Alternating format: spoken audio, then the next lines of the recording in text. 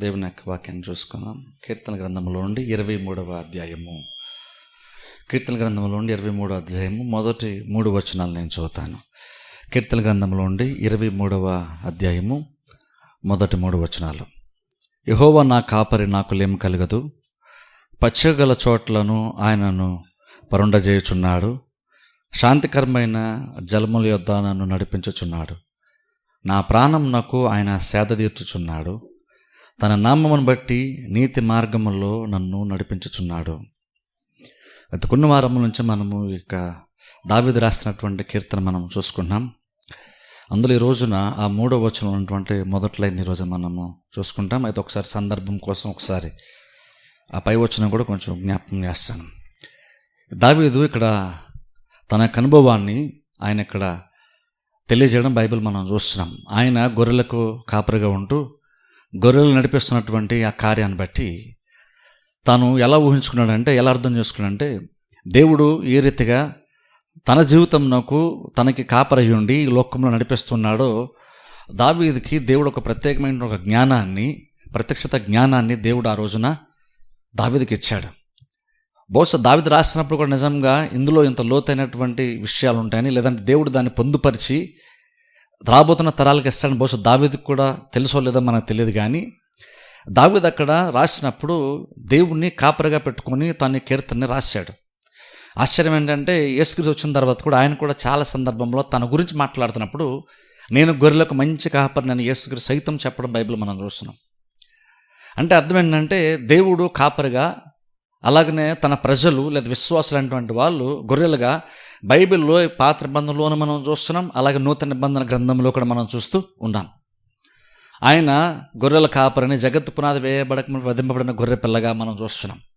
అంటే అర్థం ఏంటంటే, ఈ యొక్క కాపరి గొర్రె పిల్ల అనేటువంటి ఏదైతే ఇది ఉందో, ఈ ఇలస్ట్రేషన్ ఏదైతే ఉందో, దృష్టాంతం ఏదైతే ఉందో, ఇది నిజంగా దేవునికి తన ప్రజలకి మధ్య ఉండేటువంటి ఆ యొక్క సంబంధాన్ని, సహవాసాన్ని, ఒక స్థితిని ఈ యొక్క ఇల్లస్ట్రేషన్ మనకు తెలియజేస్తూ ఉంది. ఈ యొక్క ఉపమానం మనకు తెలియజేస్తూ ఉంది.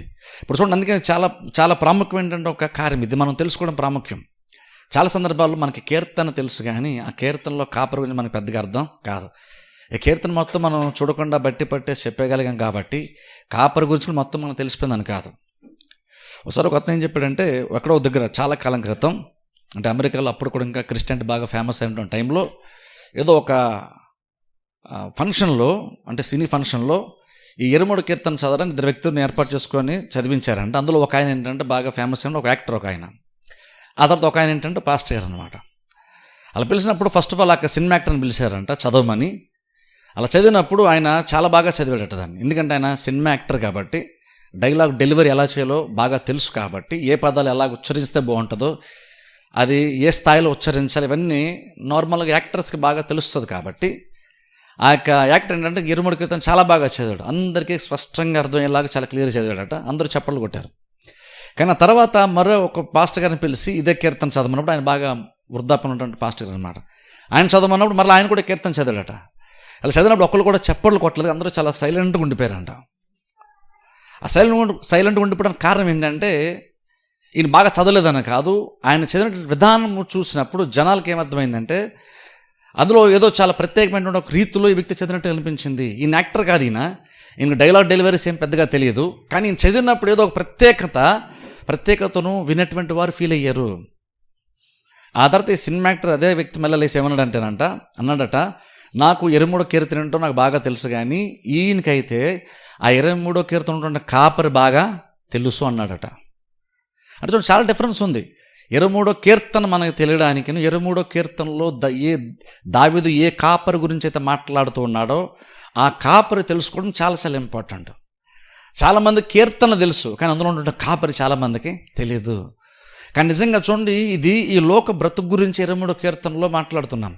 చాలామంది కీర్తనలో సగభాగం అంటే చూడండి, గాఢాంధకారములు అన్న వచనం వచ్చేసరికి చాలామంది అనుకుంటుంటే అది మరణం గురించి అనుకొని, ఆ మరణం గుండా వెళ్ళినా సరే నేను దేనికి భయపడి, ఎందుకు నువ్వు నాకు తోడుగా ఉంటావు కదా అని చాలామంది దీన్ని ఏంటంటే మరణ సందర్భంలో అప్లై చేస్తుంటారు. జ్ఞాపకార్థి కూడా అప్లై చేస్తారు. అది ఒకవేళ కొంతవరకు అర్థం ఉండొచ్చేమో, కానీ యాక్చువల్లీ కీర్తన ఏంటంటే చనిపోయిన తర్వాత ఏంటంటే దాని గురించి కంటే ఈ లోకములో నువ్వు బ్రతుకుతున్నంత కాలము దేవుడు మనలను ఏ రీతికి ఒక మంచి కాపరిలాగా నడిపిస్తాడో దావీదు ఇక్కడ రాశాడు. ఇది ఈ లోక జీవితం గురించి ఎక్కువ మాట్లాడుతుంది కానీ పరలోకం గురించి కాదు. అందుకే మనం తెలుసుకోవడం ప్రాముఖ్యం. ఎందుకంటే నిజంగా మనం దేవుని నమ్మేమంటేనే మనం గొర్రెలము. మనం దేవుని నమ్మేమంటే ఆటోమేటిక్గా మన జీవితంలోకి ఆయన యాక్చువల్గా అయితే కాపరి.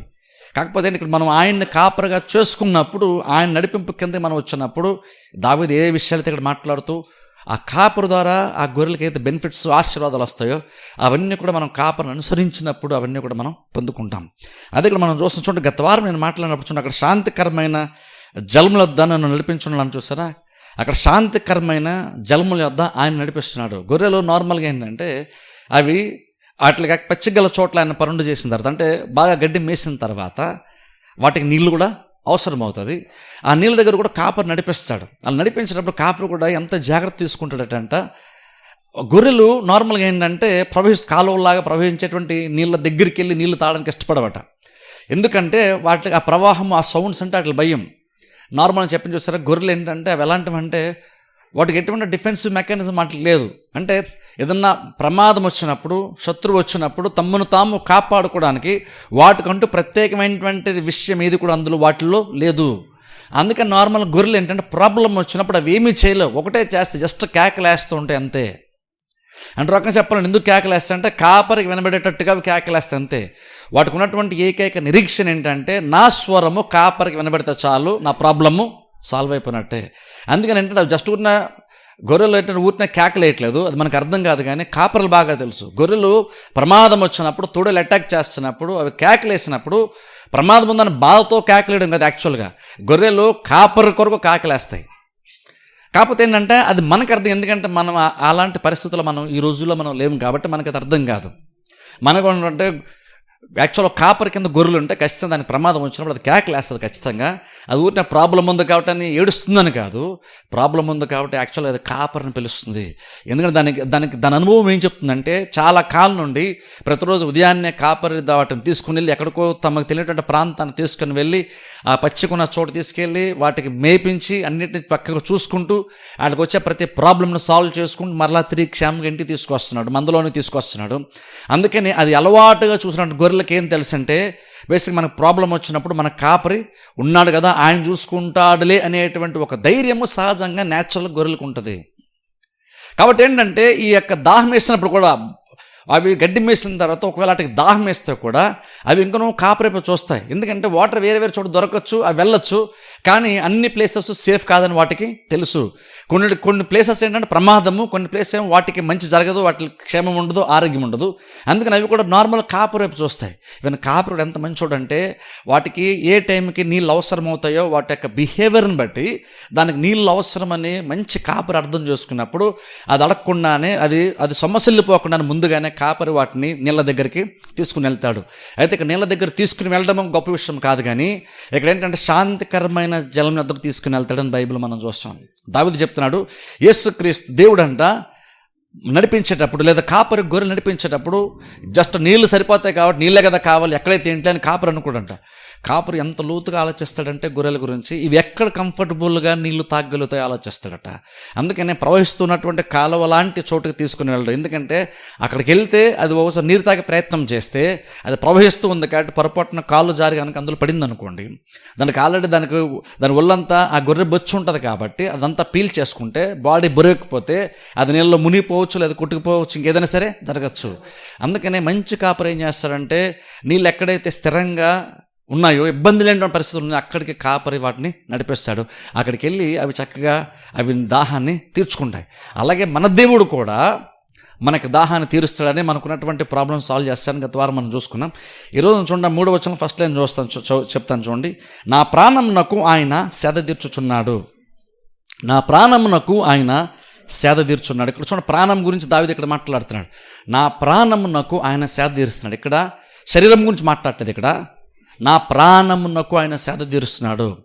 బైబిల్లో చూడండి ముఖ్యంగా మనిషిని గురించి మనం ఆలోచన చేస్తున్నాడు. బైబిల్ తెస్సలోని పత్రికలు ముఖ్యంగా మనం చూస్తే అక్కడ దేవుడు మనల్ని పవిత్రపరచడం గురించి పౌలు మాట్లాడుతూ ఏంటంటే ప్రాణాత్మ శరీరము అని పౌలు మెన్షన్ చేస్తాడు. అంటే అక్కడ పవిత్రత గురించి దేవుడు మనల్ని పరిశుద్ధపరచడం గురించి పౌలు మాట్లాడుతూ ఏం చెప్తాడంటే ఏ విషయాల్లో దేవుడు మనల్ని పరిశుద్ధపరుస్తాడంటే ఆత్మని దేవుడు పరిశుద్ధపరుస్తాడు, అలాగే ప్రాణమును పరిశుద్ధపరుస్తాడు, శరీరమును కూడా అంటాడు. కాకపోతే శరీరం ఎప్పుడు పరిశుద్ధపరచబడుతుందంటే అది ఆయన రాకడ వచ్చినప్పుడు రెప్పపాటులో ఆటోమేటిక్గా శరీరము మహిమ శరీరం ధరించుకుంటుంది, లేదంటే పరిశుద్ధతను పొందుకుంటుంది. ఆత్మేమో యాక్చువల్ ఏంటంటే మనము రక్షణ పొందినప్పుడు ఆత్మను దేవుడు పవిత్రపరిచాడు, పరిశుద్ధపరిచాడు. ఇక ప్రాణం ఏదైతే ఉందో దాన్ని ప్రతిరోజు దేవుడు వాక్యం ద్వారా మనల్ని మార్చే ప్రయత్నం చేస్తాడు, మనల్ని పరిశుద్ధపరిచే ప్రయత్నం దేవుడు చేస్తాడు. ఇప్పుడు ఎందుకంటే చూడండి, క్రిస్టియన్గా మన మెయిన్ రెస్పాన్సిబిలిటీ ఏంటంటే ఆత్మ అటువంటిది దేవుడు పరిశుద్ధపరుస్తాడు, శరీరం అనేటువంటిది ఆయన వచ్చినప్పుడు ఆటోమేటిక్గా జరిగిపోద్ది, దానికి నువ్వు కూడా చేయాల్సిందంటూ ఏమీ లేదు. కానీ ఈ ప్రాణం ఏదైతే ఉందో ఇప్పుడు ఇది ఇంపార్టెంట్. మనకి ఈ ప్రాణం అనేది చాలా ఇంపార్టెంట్. మనం ఏం గుర్తుపెట్టుకోవాలంటే మనుషులంగా మనం ఎంతసేపు ఈ శరీరం మాత్రమే కాదు, జీవితం అనేటువంటిది కేవలం ఈ శరీర సంబంధమైనది మాత్రమే కాదు. అందుకని మనం ఎంతసేపు దీనికోసమే ప్రాకులాడకూడదు. యేసుక్రీస్తు చెప్పినట్టుగా ఏమి తిందుమో, ఏమి తాగుదమో, ఏమి ధరించుకుందుమో అని ఎంతసేపు భౌతికమైనటువంటి శరీరానుసారమైనటువంటి సౌఖ్యము గురించి మాత్రం ఆలోచన చేయకూడదు. మనకు ఒక ఆత్మ ఉంది. ఇంకా చెప్పండి, మనకు ఆత్మ ఉంది అన్నాకంటే అసలు యాక్చువల్ మనం ఆత్మజీవులము, మనకి ప్రాణం ఉంది, మనం శరీరంలో నివసిస్తూ ఉన్నాం. మనం ఒక గృహంలో నివసిస్తున్నాం, కానీ గృహం వేరు, మనము వేరు. జస్ట్ మనం గృహంలో నివసిస్తున్నాము, మనం గృహాన్ని బయట వాళ్ళు వెళ్తున్నప్పుడు గృహాన్ని చూస్తారు, కానీ లోపల యాక్చువల్ మనము ఉన్నాం. మనం కనబడకపోవచ్చు కానీ మనం యాక్చువల్ లోపల ఉన్నాం. ఎలాగైతే మనకి గృహము, అలాగే నిజమైనటువంటి మనం ఆత్మజీవులము. దేవుడు దాన్ని మనలోనికి ఊదాడు, తన జీవవాయువుని, జీవాత్మను మనలో ఊదాడు. అది మనం యాక్చువల్గా మట్టితో చేసిన తర్వాత అది ఆదామని దేవుడు అనలేదు. అది చేసిన తర్వాత అందులోనికి జీవాత్మను ఊదిన తర్వాత ఆదాము అన్నాడు దేవుడు. అప్పుడు మనిషిగా మారాడు, అప్పుడు మనిషి అయ్యాడు, కంప్లీట్ మ్యాన్ అయ్యాడు అప్పుడు మానవుడు. సో అలా చూస్తున్నప్పుడు మనం ఏంటంటే ఈ శరీరంలో ఉంటున్నాం, కానీ నిజంగా మనం యాక్చువల్గా ఆత్మజీవులము. అందుకనే యాక్చువల్ ఏంటంటే మనకి శరీర సంబంధమైన అవసరాలు తీరిపోయినంత మాత్రాన మనకు తృప్తి వచ్చేది. భౌతిక మనకు మంచి బట్టలు ఉండొచ్చు, మంచి ఆహారం భుజించవచ్చు, మంచి ఇంట్లో ఉండొచ్చు, కానీ ఇంకను నిజమైన తృప్తి, సంతోషం అనేటువంటిది నిజంగా ఈ భౌతికమైన వాటి వల్ల మాత్రమే రాదు. దానివల్ల కొంత కంఫర్ట్ ఉండొచ్చు, సుఖం ఉండొచ్చు, కొంతవరకు ఉండొచ్చు, కానీ నిజమైనటువంటి తృప్తి, స్థిరమైనటువంటిది మాత్రము, సంతోషం మాత్రము కేవలం ఈ శరీరాన్ని బేస్ చేసుకుంటే మాత్రం వచ్చేది. ఈ శరీరం అంటే కూడా ప్రాముఖ్యమైనటువంటి వాటిలో ఇది ఒక భాగము మాత్రమే, కానీ మనము పూర్తిగా శరీర సంబంధులము కాదు. మనం ఆత్మజీవులము, మనకంటూ ఒక ప్రాణం ఉంది, అంటే లేదా జస్ట్ మైండ్ మనకుంది, మనం ఈ శరీరములో నివసిస్తూ ఉన్నాము. అందుకని ఒక టైం వస్తే మనం చనిపోతే ఈ బాడీని వదిలేసి మనం బయటకు వచ్చేస్తాం, బాడీని పాతి పెట్టేస్తారు, మనము దేవుని దగ్గరికి వెళ్ళిపోతాం. కాబట్టి ఖచ్చితంగా బాడీ వేరు, మనము వేరు, మనం జస్ట్ బాడీ నివసిస్తున్నాం. కాబట్టి ఇక్కడ దావీదు మాట్లాడుతున్నాడు, ప్రాణం గురించి మాట్లాడుతున్నాడు. ఇక్కడ ఆత్మ గురించి మాట్లాడలేదు, శరీరం గురించి మాట్లాడలేదు, ప్రాణము గురించి మాట్లాడుతున్నాడు. ఇప్పుడు చూడండి, యాక్చువల్గా మనిషిగా మనకు 3 ముఖ్య భాగాలు, ఇదంటే ఆత్మ, ప్రాణము, శరీరం. యాక్చువల్గా మీకు చాలామందికి అర్థం కాదు, కానీ ఇంకా లోతుగా కనుక ఆలోచించమనుకోండి, ఆత్మలో మళ్ళీ 3 భాగాలు ఉన్నాయి, అలాగే ప్రాణమునకు మరలా 3 భాగాలు, ప్రాముఖ్యంగా మూడు కార్యాలు ఉంటాయి, అలాగే శరీరానికి కూడా 3 కార్యాలు ఉంటాయి. అంటే శరీరం మనం బేసిక్గా ఏమంటాం అంటే ఫ్లెష్, బ్లడ్, బోన్స్ అంటాం. అంటే ఎముకలు ఉన్నాయి, మనకి మాంసం ఉంది, అలాగే మనకు రక్తము ఉంది. ఎలాగైతే ముఖ్యంగా ఈ 3 భాగాలు కలిస్తే శరీరం అంటున్నామో, అలాగే మైండ్లో కూడా 3 ముఖ్య భాగాలు ఉంటాయి, అలాగే ఆత్మ కూడా 3 ఉంటాయి. అంటే ఉదాహరణకి దేవుని గురించి జ్ఞానం మనం ఆత్మలో తెలుసుకుంటాం, దాన్ని యాక్చువల్ ఇంట్యూషన్ అంటారు ఇంగ్లీష్లో. అయితే యాక్చువల్గా అది మీకు తెలియదు. ఇంట్యూషన్ అంటే అర్థం ఏంటంటే మనము దేవుని గురించి జ్ఞానం ఏదైతే ఉందో అది మనం అక్కడ పొందుకుంటాం. హృదయం అంటున్నాం చూసారా, కొన్నిసార్లు ఆత్మ హృదయం అని బయలు పిలుస్తుంది. దైవ సంబంధమైనటువంటి కార్యాలను మనము యాక్చువల్ ఏంటంటే ఆ జ్ఞానం పొందుకునేటప్పుడు మనం సత్యాన్ని గ్రహించండి. అర్థం ఏంటంటే యాక్చువల్గా నువ్వు అక్కడ ఆత్మలో నువ్వు కొన్ని విషయాలు పొందుకుంటున్నావు, అలాగే నువ్వు ఆత్మతో దేవునితో సహవాసం చేస్తావు. కొన్ని విషయాలు, దైవ సంబంధ విషయాలు గ్రహించడానికి అది ఆత్మలో జరిగేటువంటి కార్యము. అలా గ్రహించే దాన్ని ఇంట్యూషన్ అంటాం మనం. యాక్చువల్గా దాన్ని తెలుగులో అంతరింద్రియములు అని కూడా కొన్ని సందర్భాల్లో వస్తుంది. అంతరింద్రియం ఒకటి ఉంది, అలాగే దేవునితో సహవాసం చేసేటువంటి భాగము మరొకటి ఉంది. అలాగేంటంటే ఆత్మకి 3 భాగాలు ఉంటాయి, శరీరానికి 3 భాగాలు ఉంటాయి, ప్రాణానికి 3 ఉంటాయి. అలాగే ఇక్కడ బైబిల్ మనం చూస్తే ఇక్కడ దావీదు కూడా మాట్లాడుతున్నప్పుడు ప్రాణమునకు ఆయన సేద తీరుస్తున్నాడు అంటున్నాడు. ఇప్పుడు చూడండి, మనం దాని గురించి కూడా ఆలోచించాలి. నా ప్రాణమునకు ఆయన సేద తీరుస్తున్నాడు. ఇప్పుడు చూడండి, బేసిక్గా ప్రాణం అన్నప్పుడు ఏముంటుందంటే మనం మైండ్ గురించి మాట్లాడతాం, అంటే ఆలోచించగలిగే శక్తి, అలాగే నిర్ణయం తీసుకోగలిగే శక్తి, అంటే దాని విల్ పవర్ అంటాం చూసారా అది. అలాగే ఏంటంటే మన ఎమోషన్స్ అంటాం చూసారా, ఎమోషన్స్, అది కూడా ఈ 3 భాగాలు, అంటే విల్లు, ఎమోషన్స్, ఇంటలెక్ట్ అని బహుశా మనం ఈ 3 భాగాలు ఉంటాయి. ఈ 3 భాగాలు కలిస్తే ప్రాణము. అంటే అర్థం ఏంటంటే నువ్వు కొన్ని ఆలోచిస్తావు, అలా అది మాత్రం కాదని నువ్వు కొన్ని ఆశపడతావు, అది కూడా మైండ్లోనే. నువ్వు కొన్ని చేయాలని అనుకుంటావు, చూసారు విల్పర్ అంటాం, అది ఇవన్నీ కూడా మైండ్లో ఉంటాయి. ఇప్పుడు దాని గురించి మాట్లాడుతున్నాడు. ఏంటి? నువ్వు ఆశపడే దాని గురించి, నువ్వు తీసుకున్న నిర్ణయాల గురించి, నువ్వు ఆలోచన విధానం గురించి. ఈ మూడు కలిసి ఉంటే మనసు అవుతుంది, ప్రాణం అవుతుంది. ఇక్కడ బైబిల్లో మనం దావీదు మాటలు చెప్పాలంటే ఇప్పుడు దాని గురించి మాట్లాడుతూ సేద తీరుస్తాడు అని చెప్తున్నాడు ఇక్కడ దావీదు. ప్రాణం సేద తీరుస్తాడు. ఇప్పుడు చూడండి, యాక్చువల్ ఇక్కడ ఆలోచిస్తే సేద తీర్చడం అంటే యాక్చువల్గా ఏంటంటే మొదటి మనం గొర్రెల గురించి మనం ఆలోచన చేద్దాం. గొర్రెలు చూడండి చాలా సందర్భాలు బేసిక్గా మేయడానికి బయటకు వెళ్తా, చూసారా? ఆ రెండో వచనం మనం చూస్తాం, పచ్చిగల చోట ఆయన పరుండి చేస్తాడు, అంటే పచ్చిగున్న చోట తీసుకెళ్తాడు, ఆ జలం ఉన్న చోట నన్ను నడిపిస్తాడని చెప్పేసి అక్కడ చెప్పాడు, చూసారా? ఆ తర్వాత నా ప్రాణం నాకు సేద తీరుస్తాడు. ఇప్పుడు చూడండి, ఇక్కడ ప్రాబ్లం ఏంటంటే ఇక్కడ మైండ్ గురించి ఇక్కడ దావీదు మాట్లాడుతున్నాడు. చాలా సందర్భాలు ఏంటంటే ఇక్కడ గొర్రెలకి ఈ స్థితి ఏంటంటే శుభ్రంగా అవి భోజనం చేసి కడుపు నిండా, ఎందుకంటే పచ్చిక ఉన్న చోట నడిపించాడు కాబట్టి కడుపు నిండింది, అలాగే జలమద్దు నడిపించాడు కాబట్టి అక్కడ చక్కగా అది కూడా అన్ని రకాలుగా సాటిస్ఫై అయ్యి. ఇప్పుడు ఇంకొక ప్రాబ్లం ఏంటంటే అది అయినంత మాత్రాన గొర్రెలు ఇంకా హ్యాపీగా బతికేస్తాయని కాదు. వాటికి ఆహారం దొరికింది, అలాగే వాటికి అవసరం ఏంటంటే నీరు కూడా దొరికింది కాబట్టి బాడీ బాగానే ఉంది. కానీ గొర్రెలు కూడా ఒకలాంటి అది ఆ రెండు జరిగిన తర్వాత కూడా కడుపు నిండా అవి ఆహారము భుజించిన తర్వాత అవసరమైనంత నీరు త్రాగిన తర్వాత కూడా ఇంకనూ వాటికి ప్రాబ్లం వచ్చేటువంటి అవకాశము ఉంది. అందుకంటే చూడండి, కాపర్ ఎందుకు ఇంపార్టెంట్. జస్ట్ మనం సంపాదించగలుగుతున్నాం, మనం భోంచగలుగుతున్నాం, ఇంట్లో ఉండగలుగుతున్నాం కాబట్టి మనకు ప్రాబ్లం లేదని కాదు. ఆ రెండు జరిగిన తర్వాత కూడా ఇంకొన్ని ప్రాబ్లం వచ్చే అవకాశము ఉంది. అందుకనే కాపరి చాలా మనకి ఇంపార్టెంట్. ఎందుకంటే దావీదు అన్నాడు, నా ప్రాణం నాకు ఆయన సేద తీరుస్తున్నాడు. ఇక్కడ ఏం జరుగుతుందంటే ఏ సందర్భం గురించి ఇక్కడ యాక్చువల్గా మాట్లాడుతుంటే దావీదు, గొర్రెలు అంటే ఒకలాంటి కండిషన్కి వెళ్తాయంట, కడుపు నిండిన తర్వాత లేదా కడుపు నిండి నీరు తాగిన తర్వాత అవి కొంతసేపు ఒకవేళ రెస్ట్ చేసిన ప్రయత్నం చేసిన అనుకోండి, సపోజ్ అనుకుందాం, అవి రెస్ట్ చేసుకుంటే ఏంటంటే కొంతసేపు అలాగా గడ్డి వేసిన తర్వాత ఎక్కడో దగ్గర చెట్టు నీళ్ళు ఎక్కడో దగ్గర గట్టులో అవి పడుకునే ప్రయత్నం చేస్తాయి, అంటే రిలాక్స్ అవుతాయి, ఒక రకంగా కూర్చుంటాయి లేదా పడుకుంటాయి. అలా పడుకునేదో కొన్నిసార్లు అంటే ఎక్కువసేపు పడుకున్నప్పుడు మరీ ఎక్కువ కంఫర్టబుల్గా ఫీల్ అయ్యి మరీ ఎక్కువసేపు అదే కండిషన్లో ఉన్నప్పుడు అట గొర్రెలకి యాక్చువల్గా ఏం జరుగుతుందంటే అదే కండిషన్ ఉన్నప్పుడు ఏంటంటే అది కొన్నిసార్లు అలా నిద్రలో ఉన్నప్పుడు లేదా బాగా రెస్ట్ చేసుకున్నప్పుడు దాన్ని తెలియకుండానే అది బోర్ల పడిపోద్దంట. అంటే బోర్ల పడిపోవడం అర్థం ఏంటంటే అది ఒక రకంగా తలకిందులు, అంటే కాళ్ళు పైకి ఉంటాయి, దాని వీపు కింద నేల మీద ఉంటుంది. ఇప్పుడు యాక్చువల్ కండిషన్ యాక్చువల్గా అయితే నిజంగా గొర్రెల కాపలు కూడా క్యాష్ డౌన్ కండిషన్ అంటారు. ఈవెన్ మీరు ఇంటర్నెట్ తగిలి కొట్టినా ఆ పేరు యాక్చువల్గా వస్తుంది. మీరు ఎప్పుడు కావాలి ఇంటికి వెళ్ళినా కూర్చోండి, గొర్రెల గురించి మాట్లాడుతూ షీప్ అని కొట్టి క్యాష్ డౌన్ కండిషన్ అని కొడితే యాక్చువల్గా ఫొటోస్ కూడా చాలా వస్తాయి. ఆ ఫొటోస్ కూడా ఎలా ఉంటాయి తెలుసు, యాక్చువల్గా కాళ్ళు పైకి గొర్రె వీపు మీద వెనక్కి కానుకొని పడుకున్నట్టు ఉంటుంది. కదా ప్రాబ్లం ఏంటంటే అంత పొజిషన్ ఉంటుంది, కానీ అది 10 రెస్ట్ తీసుకోలేదు యాక్చువల్గా. అది వచ్చి రెస్ట్ తీసుకున్న బహుశా గొర్రె పక్కకి పడుకుంటుంది, కానీ అలాగా ఎక్కువ కంఫర్టబుల్గా ఫీల్ అవ్వగా మరీ ఎక్కువ సుఖాన్ని బహుశా కోరుకోనో లేదా సుఖం చేత ఎక్కువ డామినేట్ చేయబడో తెలియదు, కానీ అది ఇంకొంచెం అలా తెలియకుండానే కొంచెం తిరిగినప్పుడు ఆటోమేటిక్గా ఏంటి దాని బాడీ వెయిట్ అంత కింద ఉంటుంది, కాళ్ళు లైట్ వెయిట్ కాబట్టి కాళ్ళు పైకి ఉంటాయి. ఇప్పుడు ఎప్పుడైతే ఆ కండిషన్లోకి వెళ్ళిపోయిందో అది ఖచ్చితంగా ప్రయత్నం చేస్తుందట గొర్రె. ఏం ప్రయత్నం చేస్తుంది? ఏదో రకంగా మళ్ళీ తిరిగి బ్యాలెన్స్ చేసుకుని ఏదో రకంగా మళ్ళీ నార్మల్ స్టేజ్ రావడానికి ట్రై చేస్తుంది. కానీ ప్రాబ్లం ఏంటంటే అది యాక్చువల్గా ఆ స్థితిలోనికి అది దానంతట తానే రాలేదు. ఎందుకంటే అది ఆల్రెడీ చాలాసేపు రెస్ట్ చేసుకుని ఉంది కాబట్టి బహుశా కాళ్ళు కూడా తిమ్మిరి లెక్కేసి ఉంటే ఇంక వేరే జరుగుంటుంది.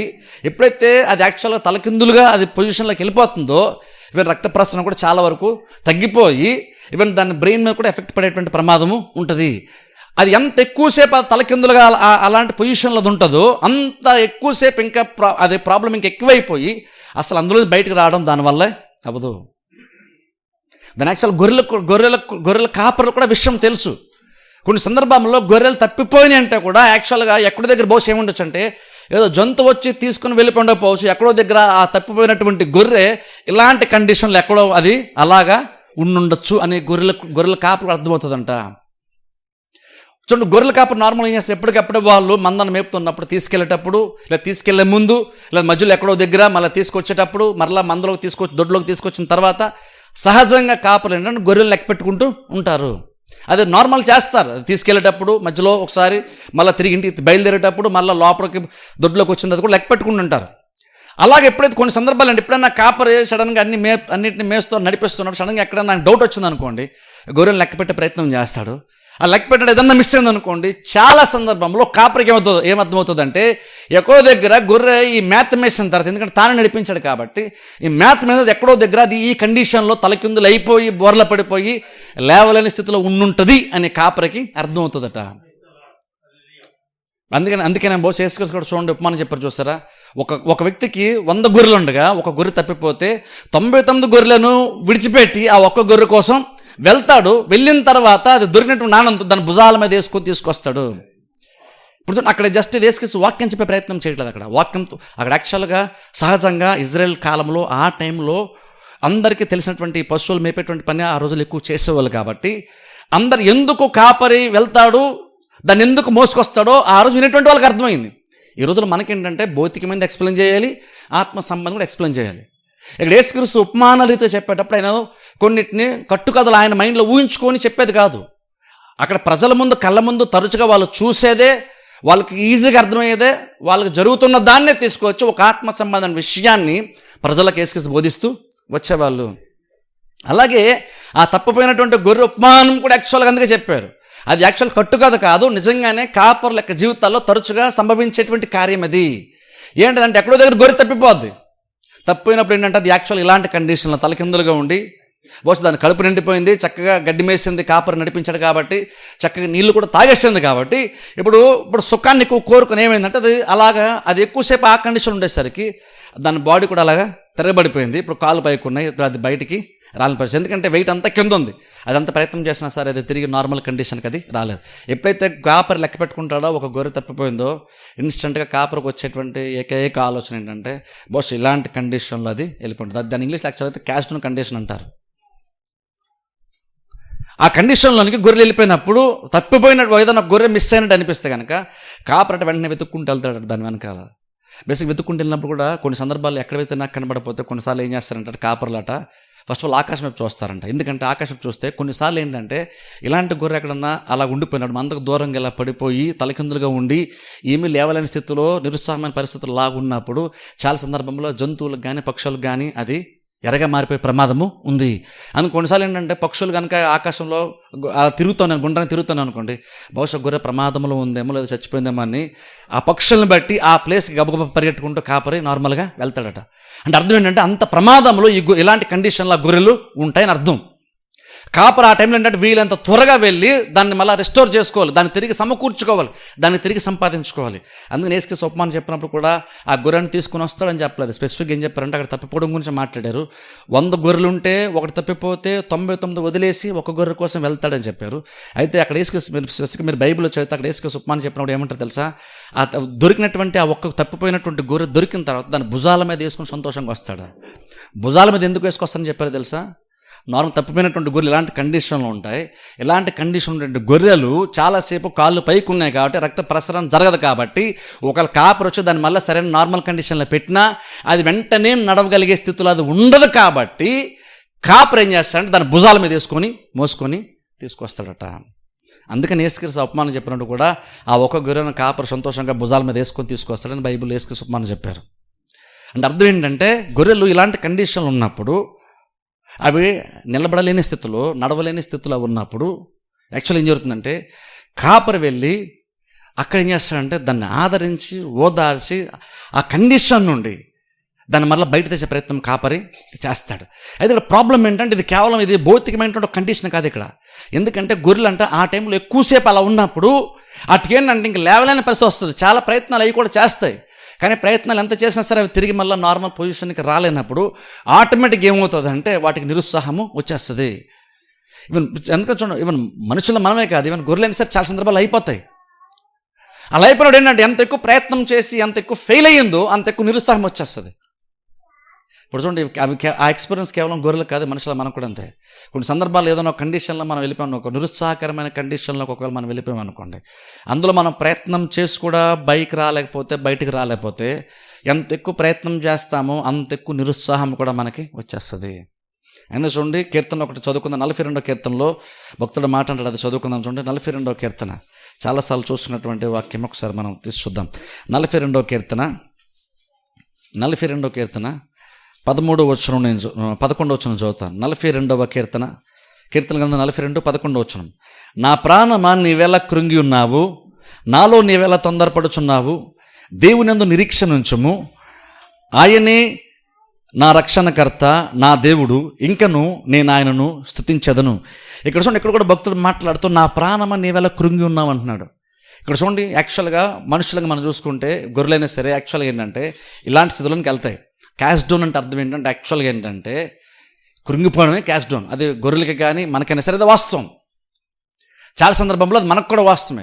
గొర్రెల కండిషన్లోకి వెళ్ళిపోయినప్పుడు యాక్చువల్గా కాపర్ ఏం చేస్తారంటే, కాపర్లు ఏంటంటే వాటితో ఎక్కువ సహవాసం చేస్తారు, ఎక్కువ టైం స్పెండ్ చేస్తారు. కాబట్టి వాటితో ఎంత క్లోజ్ రిలేషన్ వాళ్ళకి ఏర్పడుతుందంటే అలాంటి కండిషన్లు ఉన్నప్పుడు అంటే ఫస్ట్ ఆఫ్ ఆల్ కాపర్ నిలబెట్టే ప్రయత్నం చేస్తాడు. దాన్ని తీసుకొచ్చి మళ్ళీ కాలువ నిలబెట్టే ప్రయత్నం చేస్తాడు. అది నిలబడకపోతే కాపర్ మంచోడు కాబట్టి వాటి కొరకు మంచిగా చూసుకునేటువంటి కాపర్ కాబట్టి ఈవెన్ కొన్నిసార్లు కాళ్ళు కూడా రుద్ది రక్త ప్రసరణ బాగా వచ్చినట్టుగా అనేక రకాల ప్రయత్నం చేసి చాలా సందర్భంలో అంటే కాపర్లు గొర్రెలతో కూడా మాట్లాడతారంట. కాపర్లు గొర్రెలతో కూడా యాక్చువల్గా మాడతారు. ఇప్పుడు చూడండి, ఈ రోజులు కూడా చూడండి చాలా మంది కుక్కలు పెంచుకుంటే వాటితో మాడతారు. అది ఇప్పుడు చేస్తున్నాం అలాగా. అంటే మనకేం అర్థం అవుతుంది, ఇంట్లో పెంపుడు జంతువులతో చాలామంది మనుషులతో మాడతారు. వాటికి మనకి మధ్య రిలేషన్ అలాగే చాలా సందర్భంలో ఏర్పడుతుంది. ఇప్పుడు ఇది మనకి ఎంత వాస్తవమో నిజంగా కాపర్ కూడా గొర్రెలు అంతే వాస్తవం. యాక్చువల్గా మనకు తెలియట్లేదు కానీ కాపర్ కూడా గొర్రెలు అంటే చాలా పర్సనల్. ఎంత పర్సనల్ అంటే రోజు వాటిని నడిపిస్తూ వాటి మంచి చెడు చూసుకుంటున్నాడు కాబట్టి యాక్చువల్గా ఒక రకమైన రిలేషన్ ఏర్పడుతుంది. కాబట్టి ఏం చేస్తాడంటే నిజంగా కాపరి యాక్చువల్గా వాటితో కూడా మాట్లాడతాడంట. వాటికి అర్థం అవుతుందో లేదో అన్నది మనకు తెలియదు కానీ కాపరి వాటిని ఎంత మంచిగా చూసుకుంటాడు. అది కూడా ఒక మనిషి అన్నంతలాగా ఫీల్ అయ్యి ఆ గొర్రె నిలబడలేనప్పుడు ఏదో రకం కొంచెం నిలబడచ్చు కదా, కొంచెం ట్రై చేయొచ్చు కదా అంటే ఏదో మనుషులతో మాట్లాడినట్టుగా కూడా గొర్రెల కాపరి మాట్లాడి దాన్ని ఇంకా చేసి ప్రయత్నం చేస్తాడంట. అయినను ఒకవేళ అది ఇంకా నువ్వు నిలబడలేకపోతే అప్పుడు భుజాల మీద వేసుకొని కాపరి తీసుకొచ్చేస్తాడు. ఇప్పుడు చూడండి, అలాగే చాలా సందర్భంలో ఏంటంటే మనం కూడా చాలా సందర్భంలో ఏంటంటే ఇలాంటి నిరుత్సాహం సహజంగా మనకు కూడా వస్తుంది. ఇప్పుడు చూడండి, మైండ్ గురించి మాట్లాడుతున్నాను. చాలా బహుశా మనకి ఆహారం ఉండొచ్చు, మనకు కూడా సుఖం ఉండొచ్చు, కానీ ప్రాబ్లం అంటే కొన్ని సందర్భాల్లో మన మైండ్ బాగా డిస్టర్బ్ అయిపోద్ది. జరుగుతున్నటువంటి కారణం బట్టి మన మైండ్ కూడా బాగా డిస్టర్బ్ అయిపోద్ది. డిస్టర్బ్ అయినప్పుడు మనం కూడా చాలాసార్లు కృంగిపోయిన కండిషన్లో మనం కూడా ఉంటాం. దానికి బోల్డ్ కారణాలు ఉండొచ్చు. కానీ ఈరోజు నేను నెగిటివ్ కారణమే చెప్తాను ఈరోజు. కానీ ఈవెన్ మనిషిగా మనం గుర్తుపెట్టుకోవాలి, మనం కూడా కృంగిపోయేటువంటి కండిషన్లో మనం కూడా వెళ్తాం. అందుకే ఇక్కడ భక్తులు మాడుతూ నా ప్రాణమని నీవేళ కృంగి ఉన్నావు. ఇక్కడ కృంగి ఉన్నామని ఏ వర్డ్ అయితే ఇక్కడ వాడబడిందో అక్కడ గొర్రెలు అలా పడిపోయినప్పుడు కూడా ఎగ్జాక్ట్ అదే వర్డ్ యాక్చువల్గా. అంటే గొర్రెలు కూడా కృంగిపోయేటువంటి కండిషన్లో గొర్రెలు కూడా వెళ్ళిపోతాయి. వాటి ఎంత ఎక్కువసేపు ఎలా ఉంటే అంత భయం వేసేస్తుంది వాటికి. ఎందుకంటే కాపరి ఇప్పుడు వచ్చి కనబడలేదు, మందేమి కనబట్టలేదు, ఏ టైంలో ఏ జంతువు వచ్చేస్తుంది వాటికి తెలియక ఇంకెక్కువ టెన్షన్ పెరిగిపోద్ది, ఇంకెక్కువ ప్రెషర్ వాటికి పెరిగిపోద్ది. కానీ ఎప్పుడైతే కాపర్ వస్తాడో, కాపర్ వచ్చి మరలా ఎప్పుడైతే దాన్ని నిలబెట్టి దానికి కాలు రుద్ది ఇవన్నీ ఏవో చేసి అది ఇంకా నిలబడలేకపోతే దాన్ని తీసుకొచ్చి మళ్ళీ మందులో కలుపుతాడో ఆ ఎక్స్పీరియన్స్ గురించి ఇక్కడ దావీదు ఇక్కడ 23 కీర్తనలు మాట్లాడుతూ ఆయన ప్రాణం నాకు ఆయన సేద తీరుస్తాడు. ఇప్పుడు చూడండి, చాలా సందర్భంలో మనం కూడా మెంటల్గా డిస్టర్బ్ అయిపోతుంటాం. అంటే యాక్చువల్గా ప్రాబ్లమ్స్ గురించి కంటే చాలా సందర్భంలో గొర్రెల గురించి చెప్తాను. గొర్రెలు నార్మల్గా ఎందుకు అలా ఉండిపోయి తిరిగి ఎందుకు లేవలేవు తెలుసు. దానికి ఒక ప్రధానమైన కారణం ఏంటంటే వాటి గొర్రె బొచ్చు ఉంటుంది చూసారా, అదే ప్రధానమైన కారణం యాక్చువల్గా. గొర్రె యాక్చువల్గా ఏంటంటే దాని వెయిట్ తక్కువే నార్మల్గా, కానీ దానికి గొర్రె బొచ్చు ఉంటుంది చూసారా, ఆ గొర్రె బొచ్చు వల్ల గొర్రెకి చాలా వెయిట్ వచ్చేస్తుంది. మనం ఇప్పుడు చూసేటువంటి ఇక్కడ గొర్రెలాగా ఊహించుకోకండి. యాక్చువల్గా మీరు ఇంటర్నెట్లోకి వెళ్ళో కనుక మీరు ఎప్పుడైనా సెర్చ్ చేస్తే మీకు తెలుస్తుంది. యాక్చువల్గా మన దగ్గర ఉన్నటువంటి గొర్రెలు ఏంటంటే వాటిని వేరే ఉద్దేశం కోసం పెంచుతున్నారు కాబట్టి అట్లా గొర్రె బొచ్చు అంతగా ఈ ప్లేసెస్లో మనకు కనబడదు. కానీ మీరు వేరే దేశాలకు వెళ్ళి కనుక అక్కడ గొర్రెలు ఎలా ఉంటాయో చూస్తే అట్లకి గొర్రె బొచ్చు చాలా ఎక్కువ ఉంటుంది. యాక్చువల్గా ఇంటర్నెట్ యూట్యూబ్లోకి వెళ్ళి కొన్ని వీడియోస్ చూస్తే అసలు కొన్ని గొర్రెలకు బొచ్చు అంత ఎక్కువైపోద్ది. అంటే దాన్ని ఎవరు మెయింటైన్ చేసో లేకపోతే అంటే గొర్రె ఒకవేళ తప్పిపోయి కాపురం రాకపోతే అది ఎక్కడి దగ్గర అలా మేసుకుంటూ అలాగే ఉందనుకోండి, ఒక టైం వస్తే గొర్రె బొచ్చు బాగా పెరిగిపోయి దాని వెయిట్ ఎక్కువైపోయి అది లేవలేక దాని బాడీని అదే మోసుకోలేక కూడా అది పడిపోద్దట. చాలా సందర్భంలో జంతువులను ప్రేమించేటువంటి అలాంటి వాటిని చూసి వెళ్ళి వాటిని బండ్లు ఎక్కించుకొని తీసుకొచ్చి గొర్రెబొచ్చు కట్ చేసి దానికి ట్రీట్మెంట్ ఇచ్చేవన్నీ చేస్తారు చాలా సందర్భంలో. అంటే చాలా సందర్భంలో గొర్రెబొచ్చు ఎంత ఎక్కువగా పెరిగిపోద్ది అంటే దాని బరువు అదే మోసుకోలేనంత భారం అయిపోద్ది అది. అసలు యాక్చువల్ అదే దానికి బలము, అదే దానికి అందము, దానివల్ల అది చాలా బాగుంటుంది. గొర్రెబొచ్చు చక్కగా మంచిగా ఉందనుకోండి, అది ఆరోగ్యంగా ఉందని ఒక రకం మనం చెప్తాం. అది ఒక పాయింట్ వరకు అది మంచిదే, కానీ అంతకు మించి ఇంకెక్కువైపోయింది అనుకోండి, ఏదైతే దానికి సంతోషం తెచ్చిందో దానికి గౌరవాన్ని తెచ్చిందో ఎగ్జాక్ట్ ఇప్పుడు అదే దానికి ప్రాబ్లంగా కూడా మారిపోయేటువంటి ప్రమాదము ఉంది. ఎప్పుడైతే ఎక్స్ట్రా అయిపోతుందో అది ఎప్పుడైతే ఇలా పడిపోతుంది యాక్చువల్ ఏం జరుగుతుందంటే ఇంకా చుట్టూ ఇంకా మట్టి కానీ ఏదన్నా ఇంకా చూడండి పేడ ఇలాంటివి ఉన్నా సరే అవన్నీ అంటిపోతాయి దాటికి. అలా అంటిపోయినప్పుడు యాక్చువల్ ఏంటంటే బాగా వెయిట్ పెరిగిపోద్ది. అది వెయిట్ పెరిగిపోతే అది ఎంత వెయిట్ ఎక్కువ పెరుగుతుంది అంత ఎక్కువ లేవడం దానికి కష్టమైపోద్ది. అలాగే చూడండి, యాక్చువల్గా ఇక్కడ గొర్రెలు ఎందుకు కండిషన్లోకి వెళ్ళిపోతాయి అంటే గొర్రెబొచ్చు వల్ల యాక్చువల్ కండిషన్లోకి వెళ్ళిపోతాయి. దాని దాని మాంసం అయితే వెయిట్ తక్కువే, కానీ గొర్రెబొచ్చు వల్ల అది అలాగా వెయిట్ ఎక్కువైపోయి దాని వెయిట్ అయితే మోసుకోలేక పడిపోతే మళ్ళీ లేవలేక అది అలా కాపరి కోసం ఎదురు చూస్తూ ఉంటుంది, ఏం చేయాలో తెలియక. అలాగే బైబిల్ మీరు చూడండి, పాత నిబంధనలోకి వెళ్ళామనుకోండి, యాక్చువల్గా ఓల్డ్ టెస్ట్మెంట్లో చూస్తే ఈ ఉన్ని గురించి, ఉన్ని అంటే గొర్రెబొచ్చే, నేను ఉన్ని అని పిలుస్తాను యాక్చువల్గా, ఆ అంటే ఊగులని కూడా అంటాం ఇంగ్లీష్లో మనం. యాక్చువల్ ఓల్డ్ టెస్ట్మెంట్లో చూస్తే యాజకుడికి వస్త్రమును గురించి దేవుడు చెప్పినప్పుడు, పరిశుద్ధ స్థలంలోకి వెళ్ళేటప్పుడు యాజకుని వస్త్రం ఎలా ఉండాలన్నటువంటి దేవుడు నిర్ణయించి డిజైన్ చేసి ఏ వస్తువులు ఏ పదార్థాలు వాడాలో చెప్పినప్పుడు అక్కడ దేవుడు స్పెసిఫిక్గా చెప్తారంటే గొర్రెబొచ్చును అంటే ఉన్నిని వాడకూడదని దేవుడు చెప్పాడు స్పెసిఫిక్గా. ఉన్నిని ఇప్పుడు మనం అనుకుంటాం అది మంచిదే కదా, అన్ని చోట్ల దొరుకుతుంది మంచిదే అనుకుంటాం, కానీ యాక్చువల్ ఓల్డ్ టెస్ట్మెంట్లో చూసుకుంటే ఉన్ని అనేటువంటిది అదేంటంటే మన సొంత ఆలోచనలకి, మన సొంత చిత్తానికి లేదా గర్వానికి, అహంకారానికి యాక్చువల్గా గొర్రెబొచ్చు సాదృశ్యం ఓల్డ్ టెస్ట్మెంట్లో. అందుకే దేవుడు రకరకాల పదార్థాలతో చేయమని చెప్పాడు, కానీ దేవుడు ఉన్నిని మాత్రం వాడద్దని దేవుడు చెప్పాడు స్పెసిఫిక్గా. అదో స్పెసిఫిక్గా అంటే పరిశుద్ధ స్థలంలోకి వెళ్ళేటువంటి యాజకుడు ఆ టైంలో వేసుకునే వస్త్రం మాత్రం ఖచ్చితంగా అందులో అది కొంచెం కూడా ఉండకూడదు అన్నాడు దేవుడు.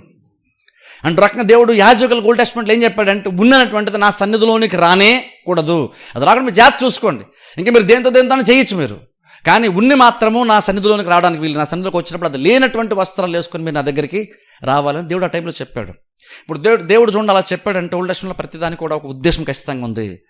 ఉన్నిలో ప్రాబ్లం ఉందని కాదు, దేవుడు కొన్ని ఓల్డ్ టెస్ట్మెంట్లో తినొద్దని చెప్పినప్పుడు లేదా కొన్ని చేయదన్నప్పుడు అదేదో అపవిత్రమైనటువంటిది కాబట్టి అది వద్దని కాదు. దేవుడు నూతన నిబంధన బేస్ చేసుకొని మనం ఎంత పవిత్రంగా ఉండాలి లేదా మనం ఎలా జీవించాలో ఈ కొన్నిటిని ఎలా కాదనన్న దానికి దృష్టాంతంగా ముందుగానే కొన్ని దేవుడు వద్దని చెప్పేస్తున్నాడు. అందులో ఏదో ఉందని కాదు, ఎగ్జాంపుల్ ఏదైనా తోటలో చూడ ఫలం దేవుడు తినద్దని చెప్పాడు, ఫలంలో ఏమైనా ఉందంటే ఫలంలో యాక్చువల్గా అయితే ఏమీ లేదు, ఎందుకంటే అది కూడా దేవుడు చేసిందే, కానీ దేవుడు తినద్దని చెప్పాడు. యాక్చువల్ దాన్ని చూసినప్పుడు జస్ట్ ఫలం కాదు, ఆదాంకి ఆజ్ఞ గుర్తు వస్తుంది.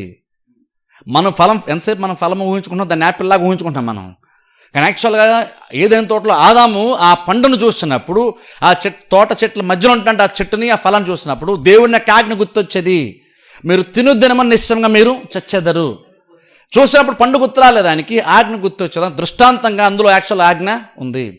అలాగే ఓల్డ్ టెస్ట్మెంట్లో దేవుడు ప్రతిదాన్ని కొన్ని స్పెసిఫిక్గా కొన్ని ఇన్స్ట్రక్షన్స్ దేవుడు ఎందుకు ఇచ్చాడు, వస్త్రాల్లో కానీ మందిరం కట్టేటువంటి ఆ పదార్థాలు వాడేటప్పుడు కానీ ఎందుకు చెప్పాడంటే, కొన్ని ఎందుకు వద్దంటాడంటే దాన్ని బట్టి యాక్చువల్గా దేవుడు ఏమొద్దంటాడు నువ్వు కొన్ని అర్థం చేసుకోవాలి, దేవుడు వద్దంటాడు.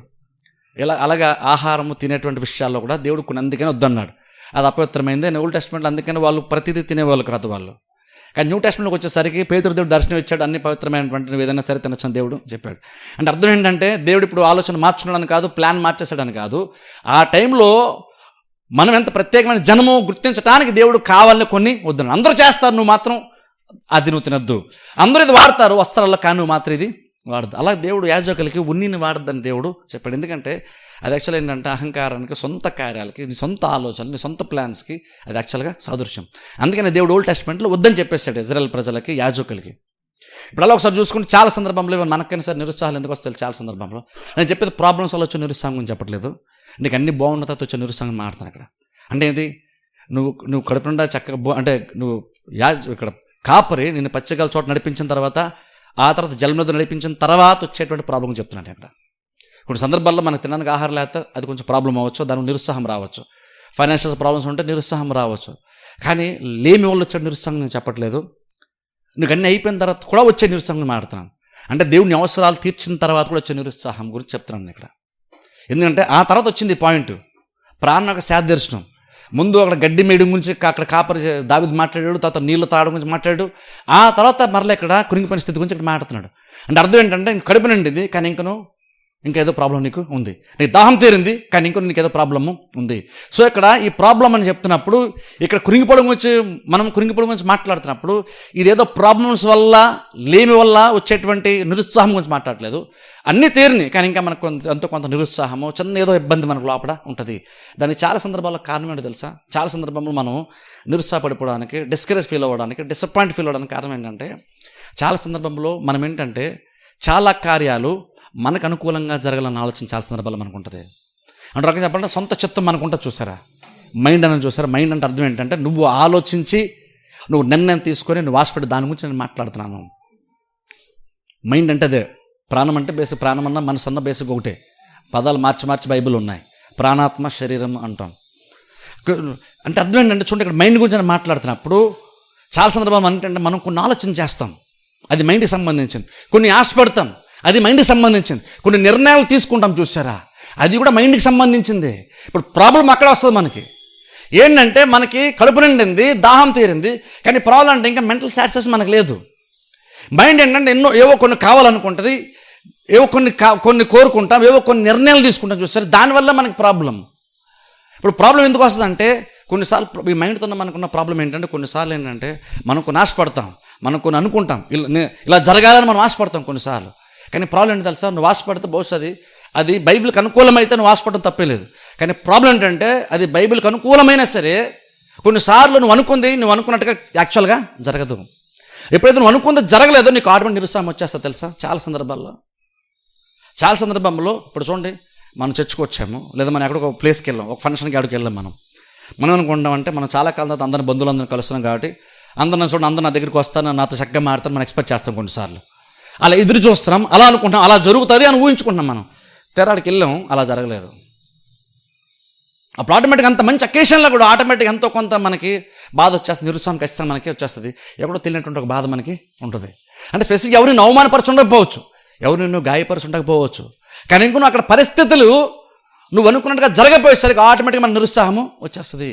అలాగా మన మైండ్ ఏంటంటే బోల్డ్ ఎక్స్పెక్ట్ చేస్తుంది తెలుసా. బహుశా మీకు తెలుసో తెలీదో చెప్తున్నాను, మన మైండ్ ఎలా పనిచేస్తుంది అంటే తరచుగా ఏదో ఒకటి ఇతరుల నుండి ఎక్స్పెక్ట్ చేస్తూనే ఉంటుంది. ప్రతిసారి మైండ్ ఏదో ఒకటి ఆశిస్తాం, ఏదో ఒకటి నిర్ణయం తీసుకుని చూస్తారు, ఏదో విల్ అంటాం, చూస్తారు. అంటే అర్థం ఏదో ఒకటి ఇష్టపడుతున్నాం, ఏదో ఒకటి ఇలా జరిగితే బాగుందని కోరుకుంటున్నాం. కానీ ప్రాబ్లం ఏంటంటే ప్రతిసారి నువ్వు అనుకున్నట్టు ప్రతిదీ జరగదు. అది చెప్పేది తప్పుడు ఆలోచనల గురించి చెప్పట్లేదు, అయితే ఎలాగో జరగడం మంచిది. నేను చెప్పేది మంచి వాటి గురించి చెప్తున్నాను ఇక్కడ. ఇది నువ్వు కొన్నిసార్లు ఆశపడతావు, కానీ అది కొన్నిసార్లు లేదా చాలాసార్లు జరగదు. అలా జరగకపోతే ఏమవుతుందో తెలుసా, మనకు ఆటోమేటిక్ నిరుత్సాహము వచ్చేస్తుంది. అప్పుడు చూడండి, క్రిస్టియన్ లైఫ్లో కూడా చాలా సందర్భంలో నిరుత్సాహం మనకు కూడా కామనే తెలుసా. ఇది ప్రతిసారి ప్రాబ్లమ్స్ ఉండి వచ్చే నిరుత్సాహం చెప్పట్లేదు నేను. ఏం ప్రాబ్లమ్స్ లేకుండా కూడా జస్ట్ నువ్వు ఏదో ఎక్స్పెక్ట్ చేసావు, అలా జరగనప్పుడు, నువ్వు అనుకున్నట్టుగా జరగనప్పుడు ఆటోమేటిక్గా నీకు డిసప్పాయింట్మెంట్ వచ్చేస్తుంది. డిసప్పాయింట్మెంట్ కాస్త డిప్రెషన్లో కూడా చాలామంది వెళ్ళిపోతారు. ఆ మూమెంట్ ఎప్పుడైతే నీ మైండ్ అలా ఉంటుంది, నార్మల్ ఏం జరుగుతుందో తెలుసా, నువ్వు తోటి విశ్వాలతో నువ్వు సరిగ్గా ఉండలేవు. నువ్వు యాక్చువల్గా ఫ్రీగా ఉండలేవు. జస్ట్ ఏదో నా పేరుకి నువ్వు ప్రేజలో చెప్తావు, కానీ నువ్వు ఫ్రీగా నువ్వు ఉండలేవు. నువ్వు యాక్చువల్గా చెప్తే అది ఎంత బడ్డన్గా నీకు మారిపోద్దంటే నీ ఆలోచన నీకు భారంగా మారిపోయి అందులోంచి నువ్వు బయటకు కూడా రాలేనంతగా నువ్వు అక్కడే అలా ఉండిపోయి దాని గురించే ఆలోచిస్తూ దాంతో ఎక్కువ డామినేట్ చేయబడు, దాంతో నువ్వు బాధింపబడుతూ యాక్చువల్ నువ్వు సరిగ్గా నువ్వు పీస్ ఆఫ్ మైండ్ ఉండదు, నువ్వు సరిగ్గా బైబిల్ చదవవు, నువ్వు సరిగ్గా ప్రేయర్ చేసుకోలేవు, సరిగ్గా విశ్వాసంతో సంతోషంగా కూడా నువ్వు యాక్చువల్గా ఉండలేవు. నేను చెప్పేది వాస్తవం. ఇది నా తెలిసి చాలామందికి ఎక్స్పీరియన్స్ ఉంటుంది, ఖచ్చితంగా ప్రతి వాళ్ళకి ఎక్స్పీరియన్స్ ఉంటుంది. కాకపోతే మనం బయట చెప్పుకోము, కానీ ఖచ్చితంగా ఎక్స్పీరియన్స్ ఉంటుంది మనకి. చాలా సందర్భంలో మనం ఇలాంటి పరిస్థితులు ఉండి వెళ్తాం. అది కుటుంబంలో కావచ్చు, మనం పనిచేసే చోటు కావచ్చు, ఈవెన్ చర్చెస్లో కూడా కొన్ని సందర్భాలు అలా జరుగుతుంటుంది. ఇప్పుడు అందుకే చూడండి, ఇందులోంచి మనం బయట రావాలంటే యాక్చువల్గా మనం ఏం చేయాలి తెలుసా, ఇందులోని మనం బయట రావాలంటే ఫస్ట్ ఆఫ్ ఆల్ నువ్వు ఎక్కువ ఎక్స్పెక్ట్ చేయడం మానేయాలి, ఎక్కువగా ఎదురు చూడడం మానేయాలి. మనం అనుకుంటే ఇక్కడ ఇలాగుంది కాబట్టి ఇలా జరుగుతుంది అని మనం ఎక్స్పెక్ట్ చేసేస్తాం ముందే. నేను అంటాను, ఏది నువ్వు వాళ్ళు ఎక్స్పెక్ట్ చేయొద్దు. అంటే ఎంత ఎక్స్పెక్ట్ చేయొద్దంటే అది జరగకపోతే ఫీల్ అయ్యేంతలాగా ఎక్స్పెక్ట్ చేయొద్దు, అది జరగకపోతే బాధపడిపోయేంతలా ఎక్స్పెక్ట్ చేయొద్దు, అది జరగకపోతే నిరుత్సాహం వచ్చేంతలా ఏది ఎక్స్పెక్ట్ చేయొద్దు నువ్వు. అది అలా ఆలోచించడం, ఇలా జరిగితే బాగుంది ఆశపడడం తప్పు అంటే చాలా తప్పు కాకపోవచ్చు, కానీ కొన్ని సందర్భంలో నువ్వు ఏదైతే జరిగితే బాగుంది ఆశపడుతున్నావు అదే నీకు భారంగా కూడా మారిపోద్ది. ఎలాగైతే గొర్రెబొచ్చు మంచిదే, అది ఉంటే అది అందంగా ఉంటుంది, అది ఉంటే అది గొప్ప కనబడుతుంది, మంచిగా ఉంటుంది, ఒక రకంగా అది ఆరోగ్యానికి సూచన. అది ఆరోగ్యంగా ఉంది, కాపురు మంచిగా చూసుకుంటున్నాడు దానికి సూచన అది. కానీ కొన్ని సందర్భంలో అదే ప్రాబ్లం కూడా మారిపోయే ప్రమాదం ఉంది. ఇప్పుడు ఆ భారం వల్ల నువ్వు బయట రాలేకపోతున్నావు. గొర్రెలు ఎందుకు ఇప్పుడు ఆ స్థితిలో నుంచి తలకిందులుగా మారిపోయిన తర్వాత ఎందుకు తిరిగి మళ్ళీ కాలం నిలబడలేకపోతున్నాయంటే దానికి కారణం ఏంటంటే దాని బొచ్చే కారణం అది దానికి తెలియదు, కానీ అది చాలా భారంగా ఉంటుంది. దానివల్ల లేవలేదు, అది లేకపోతే లేచిపోద్ది, దానివల్ల లేకదు. అలాగే చాలా సందర్భంలో ఏంటంటే మనం కూడా మన ఆలోచనే మనకి భారంగా మారిపోద్ది తెలుసా. కొన్నిసార్లు మరీ ఎంత ఎక్కువ మనం ఆలోచన చేస్తామంటే మన ఆలోచనే మనకి భారంగా మారిపోద్ది. అది భారం ఎవరు మనుషులు అనుకుంటా, లేదు ఇంకేదో భారం అనుకుంటున్నాం, నీకు తెలియకుండా నీ మైండ్లోనే అది ఇంకా నువ్వు ఎక్కువ ఆలోచించుకోవాలి, అది ఇంకా ఎక్కువ నిన్ను కృంగదీసేస్తుంది, అది ఇంకా ఎక్కువ భారంగా మారిపోద్ది. అది ఎంత ఎక్కువ నువ్వు ఆలోచిస్తే అంత భారంగా మారిపోద్ది, ఎంత భారంగా మారిపోతే అంత ఎక్కువ కృంగిపోతావు నువ్వు. ఒక రకంగా గొర్రెకి ఎలాగైతే బొచ్చు అంత ఎక్కువ పెరిగిపోద్దో భౌతికంగా అంత భారం అయిపోద్దో దానికి, అలాగే మనం ఈ మైండ్తో ఎంత ఎక్కువ నువ్వు ఇలాంటి విషయాలు ఆలోచిస్తూ ఉంటావో నువ్వు ఎంత ఆలోచించే కొలది యాక్చువల్ మైండ్లో థాట్సే కదా, దానికి బరువు ఉండదేమో అనుకుంటావు. కానీ నీ ఆలోచన ఎంత ఎక్కువ ఆలోచిస్తావు అది నిజంగా నీకు తెలియకుండా కూడా చాలా భారం తెలుసా. ఒక ఆలోచన నీకు చాలా భారాన్ని ఇస్తుంది. అది నువ్వు ఎక్కువ తిరిగి ఆలోచించకూడదు, ఇంకా వెయిట్ నీ మైండ్లో బరువు ఎక్కువ, భారం ఎక్కువైపోతుంటుంది. అది భారం ఎక్కువయ్యేకూడదు, నువ్వు యాక్చువల్గా కృంగిపోతావు కూడా చాలా సందర్భాల్లో కృంగిపోతావు. ఇప్పుడు గొర్రెలు అలాంటి కండిషన్లోకి వెళ్ళినప్పుడు ఎప్పుడైతే అది లేవలేని స్థితిలో వెళ్ళిపోయిందో కాపరికి వెంటనే తెలిసి ఏం చేయాలో దాన్ని వెళ్ళి వెతికి తిరిగి తెచ్చుకున్న తర్వాత ఎప్పుడైతే దాని దొడ్లో తీసుకెళ్ళగానే వెంటనే ఆ రోజు లేదా నెక్స్ట్ డే వెంటనే కాపరి చేసే పని అంటే తెలుసా, ఆ గొర్రె బొచ్చును కట్ చేస్తాడు. ఎందుకంటే మరలేదు ఇలాంటి కండిషన్లోకి ఆ గొర్రె వెళ్ళకూడదు. అలా ఉంటే అది చూడడానికి బాగుంది కానీ తప్పిపోద్ది. అది తప్పిపోతే జంతువులకో లేదా వేరే వేరే దేనికో అది ఆహారంగా మారిపోయే ప్రమాదం ఉంది. అందుకనే దాన్ని సేఫ్టీ కోసమే కాపరి వెంటనే ఏం చేస్తారు తెలుసా, ఎప్పుడైతే అది అలా పడిపోయి అది తిరిగి లేవలేని కండిషన్లోకి వెళ్ళి కాపరి వెళ్తే తప్ప అది బయటికి రాలేకపోయింది అందులోంచి. అది అర్థమైన తర్వాత మంచి కాపరి ఏం చేస్తాడంటే, కాపరికి ఆ గొర్రెబొచ్చు కత్తిరించేటువంటి ఆ పని కొంచెం ప్రయాసమైనప్పటికీ కష్టమైనప్పటికీ కాపరి ఆ పని చేస్తాడు. ఇప్పుడు అది కాపరి ఆ పని చేస్తున్నప్పుడు కాపరి తెలుసు అది ఎంత కష్టమో కాపరి తెలుసు. ఎందుకంటే చూడండి, ఈ రోజుల్లో అనుకోండి యాక్చువల్గా అలా గొర్రెబొచ్చు పెరిగిపోతే కట్టడం చాలా మిషన్లు వచ్చేసినాయి, ట్రిమ్మర్ లాంటివి చాలా మంచి వచ్చేసినాయి. ఈవెన్ మీరు యూట్యూబ్లోకి వెళ్ళి చూసినా మీరు తెలిసిపోతుంది, చాలా ఈజీగా అయిపోద్ది పని. ఈ రోజుల్లో గొర్రెబొచ్చు కట్టడం చాలా ఈజీ, కానీ ఆ రోజుల్లో గొర్రెబొచ్చు కట్టడం అంత ఈజీ కాదు. అది చాలా ప్రయాసం. ఒక గొర్రెబొచ్చు కట్ చేయాలంటే అది కొన్ని గంటల పని యాక్చువల్గా చెప్పాలంటే అది ఆ రోజుల్లో. ఇప్పుడు అంత ప్రయాసము ఒక కాపరి తీసుకుంటున్నాడు ఆ టైంలో. ఇప్పుడు అంత ప్రయాసం ఎందుకు పడుతున్నాడు అంటే తన గురించి కాదు అక్కడ ప్రయాసపడేది, గొర్రె గురించి ప్రయాసపడుతున్నాడు. దానికి సుఖాన్ని ఇవ్వడానికి, దాన్ని మళ్ళీ అలాంటి డిప్రెషన్లోనికి వెళ్ళకుండా గొర్రెల కాపరి దాని మేలుకూర అంత ప్రయాసపడుతున్నాడు. ఇప్పుడు ఆ ప్రయాసం ఎంత పడుతున్నాడో, అది ఎంత ప్రయాసం కూడుకున్న కార్యాన్ని తలపెట్టాడో గొర్రెకి అర్థం కాదు. ఇప్పుడు గొర్రెకి అది ఎలా ఉంటుందంటే, గొర్రెకి అది ఇబ్బందిగా ఉంటుంది. గొర్రెకి ఎందుకు ఇబ్బంది అంటే అది తనకు అన్కంఫర్టబుల్గా ఉంటుంది. ఎందుకంటే బహుశా దాన్ని ఓ దగ్గర గట్టిగా కట్టేస్తాడు, కదలకుండా కాలు చేతులు కట్టేయడమో లేదంటే ఒక కర్రకేసి కట్టడమో సంథింగ్ ఏదో చేస్తాడు. చేసి అప్పుడు గొర్రె బొచ్చని కట్ చేస్తుంటాడు. ఇప్పుడు ఎప్పుడైతే అది నార్మల్గా అయితే ఫ్రీగా ఎక్కడ కావాలంటే అక్కడ తిరిగేటువంటి అవకాశం ఇప్పుడు దానికి లేదు. ఇప్పుడు ప్లస్ దాని మీద చేతుల నుంచి కత్తి తీసుకుని మొత్తం కట్ చేసిన కొన్ని గంటల టైం పడుతుంది. అప్పుడు కదా సైలెంట్గా భరిస్తూ ఉండాలి. కాపరి ఇప్పుడు చూస్తే కాపరి చాలా కష్టపడుతున్నాడు తన కోసమే, గొర్రె కోసమే. కానీ ఆ గొర్రె పాయింట్ ఆఫ్ వ్యూలో మీరు చూడండి, నన్ను చాలా అన్కంఫర్టబుల్ సిచ్యువేషన్లో ఈ కాపరి నన్ను ఉంచుతున్నాడు, నన్ను ఇబ్బందికి గురి చేస్తున్నాడు, నాకు ఎంతసేపు ఏదో చేస్తున్నాడు నాకు అని గొర్రె ఫీల్ అవుతుంటుంది.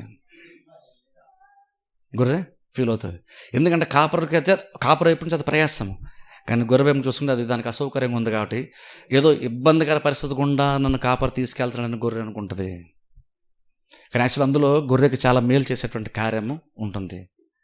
అలాగే చూడండి అనుకుంటున్న ఎగ్జాక్ట్ అలాగనే మనం కూడా చాలా సందర్భాల్లో మన సొంత ఆలోచనలు ఉంటాయి చూసారా, వాటిని కూడా దేవుడు తొలగించే ప్రయత్నం చాలాసార్లు చేస్తాడు. నువ్వేదో చాలా ఎక్స్పెక్ట్ చేస్తుంటాం, మన మీద ఆశపడుతుంటాం. మన ఇంటికి వెళ్ళినప్పుడు ఇలాగా, మనం కంపెనీలో పనిచేస్తున్నప్పుడు ఇలాగా, మన బంధువుల దగ్గరికి వెళ్ళినప్పుడు అందరూ ఇలా ఉండాలి, చర్చకు వచ్చినప్పుడు అందరూ ఇలా ఉండాలి, లేదా ఇలా ఉంటారు, లేదా ఇలా జరిగితే బాగున్నాను, నీకుంటూ కొన్ని ఆలోచనలు ఉంటాయి. ఇప్పుడు నువ్వు బహుశా వాళ్ళు ఎక్స్పెక్ట్ చేయడం తప్పేమి కాదు, ఎందుకంటే మీరే కాదు నేను కూడా ఎక్స్పెక్ట్ చేస్తాను చాలా సందర్భంలో. మనుషులు నన్ను కూడా గౌరవించాలి, నేను అది సహజంగా అందరూ ఎక్స్పెక్ట్ చేస్తారు. ఆ గౌరవం కూడా యాక్చువల్గా గౌరవం ఉండాలని కూడా దేవుడు కోరుకుంటున్నాడు. అది దేవుడు ఆ నేచర్ని మనిషిలో పెట్టాడు కాబట్టి కొంతవరకు ఎక్స్పెక్ట్ చేయడం తప్పేమీ లేదు.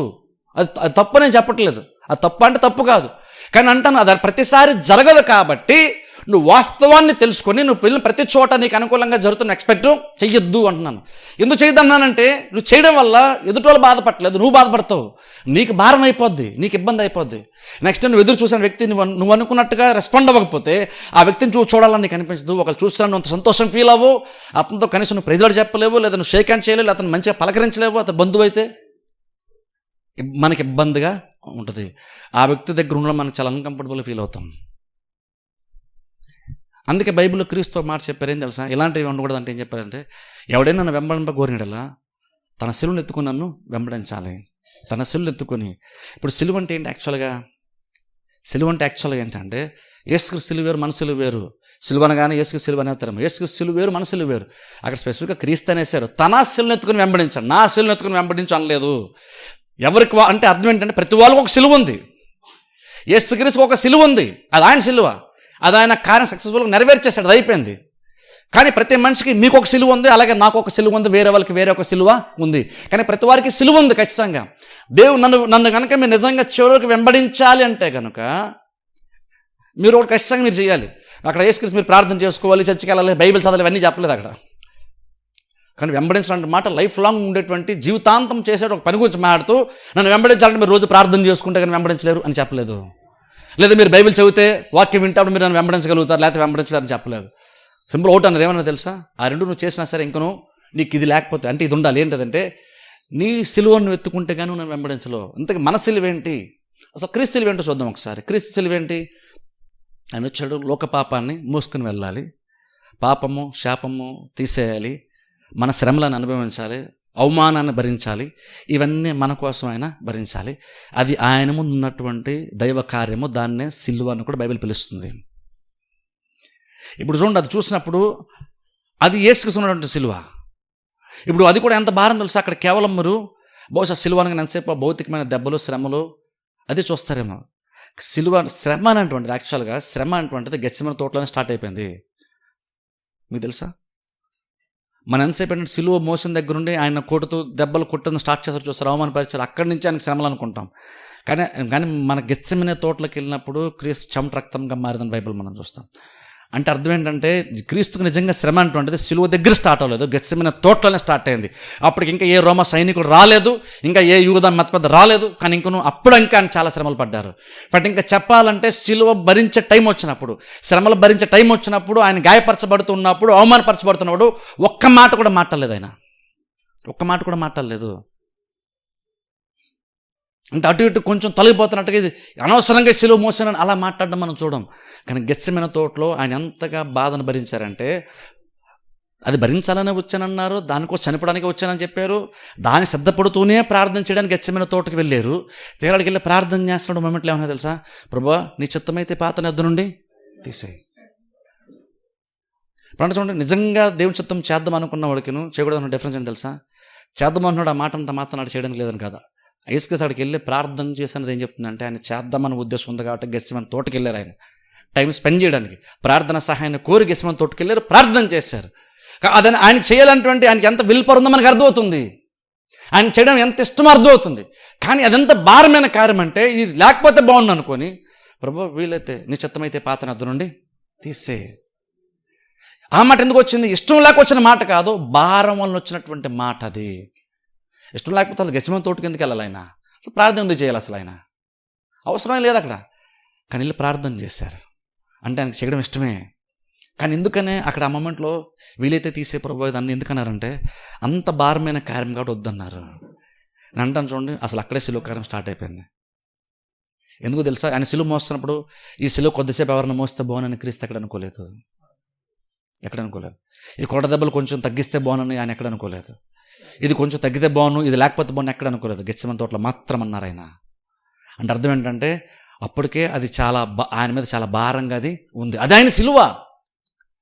అందుకు ఆ మొమెంట్లో అది దేవుని చిత్తమైనా సరే, అది చేయడానికే వచ్చినా అదే కరెక్ట్ అని తెలిసినా సరే ఇంకను అది అంత అన్కంఫర్టబుల్గా ఉంటుంది కాబట్టి, అది అంత ఇబ్బంది కలిగించే కార్యం, అంత సంతోషం తెచ్చే కార్యం కాదు. అది దేవుని చిత్తమైనా సరే, అది సంతోషకరమైన కార్యం కాదు, ఆనందాన్ని ఇచ్చే కార్యం కాదు, సుఖాన్ని ఇచ్చే కార్యం కాదు. కాబట్టి ప్రభు నీ చిత్తమైతే పాతని వద్ద నుండి తీసివన్నారు. అది ఆయన యొక్క సిలువ. అది ఆయన సిలువ. యాక్చువల్గా చెక్క సిలువ ఆయన మోయకు ముందు కూడా అది సిలువ. అలాగే ఇప్పుడు మనకు ఒక సిలువ ఉంది. ఏంటో తెలుసా? కొన్నిసార్లు మనకి ఏం చేయాలో తెలుసు, దేవుని చిత్తం చేయాలని తెలుసు. కాకపోతే ఇప్పుడైతే దేవుని చిత్తం చేయడానికి నార్మల్గా మనం రక్షింపడ్డాం కాబట్టి మనకు అందరికి ఇష్టమే. ఎక్కడొకరు లోపల ఉంటుంది, ఎంతో కొంత పర్సెంట్ ఖచ్చితంగా ఉంటుంది. ఒకరికి బహుశా 90% ఉంటే ఒకరికి 80 లేదా ఒకరికి 10%, కానీ ఎంతో కొంత పర్సెంట్ ఖచ్చితంగా అందరికీ ఉంటుంది ఎంతో కొంత దేవుని చిత్తం చేయాలని. కానీ ప్రాబ్లం ఏంటంటే, ఎప్పుడైతే అది దేవుని చిత్తం చేసే క్రమంలో నా ఇష్టం కాదు నీ ఇష్టం అనే మూమెంట్ పెడితే వస్తుందో, అక్కడ దేవుని చిత్తం చేయడం ఏంటంటే మనకు కొంచెం ఇబ్బంది అనిపించినప్పుడు, కష్టమైనప్పుడు, అది నీకు సుఖాన్ని ఉన్నప్పుడు, అది నీకు ఆనందాన్ని ఇచ్చే కార్యం కానప్పుడు, దేవుని చిత్తం లోబడి చేయడం అంత అట్రాక్టివ్ కానప్పుడు, అది నీకు అంత అపీలింగ్గా నీకు లేనప్పుడు, నేను అది ఆకర్షించేటువంటి స్థితిలో దేవుని చిత్తం లేనప్పుడు ఏ కండిషన్ అయితే ఉంటుందో అది నీ సిలువ. యాక్చువల్గా అక్కడ నువ్వు కావాలంటే వదిలేసుకోవచ్చు, వదిలేసి భారమత్నాలు హ్యాపీగా నువ్వు బతికేయచ్చు. లేదనుకుంటే దేవుని చిత్తం మీద వేసుకొని ఇబ్బంది ఉంది కానీ చేస్తా ముందుకి వెళ్తున్నావు. తర్వాత ఎప్పుడు నీకు సాటిస్ఫాక్షన్ ఉంటుంది, కానీ ప్రస్తుతం ఎంతో కొంత భారం ఖచ్చితంగా నీకు ఉంటుంది, అసౌకర్యం నీకు ఉంటుంది. అది మన యొక్క సిలువ. అది తెలుసా? సింపుల్ చెప్పాలి, మన సిలువ ఏంటో తెలుసా? అక్కడ క్రీస్తు గెస్సమనె తోట చూసారా? నీ చిత్తమైతే తీసి అన్నారు, ఆయనను నీ చిత్తమే అంటే నాది కాదు నీదే, నా ఇష్టం కాదు నీ ఇష్టమే. అదే సిలువ. తన సిలువెత్తుకుని వెంబడించు అని క్రీస్తు చెప్పినప్పుడు దాని అర్థం ఏంటి తెలుసా?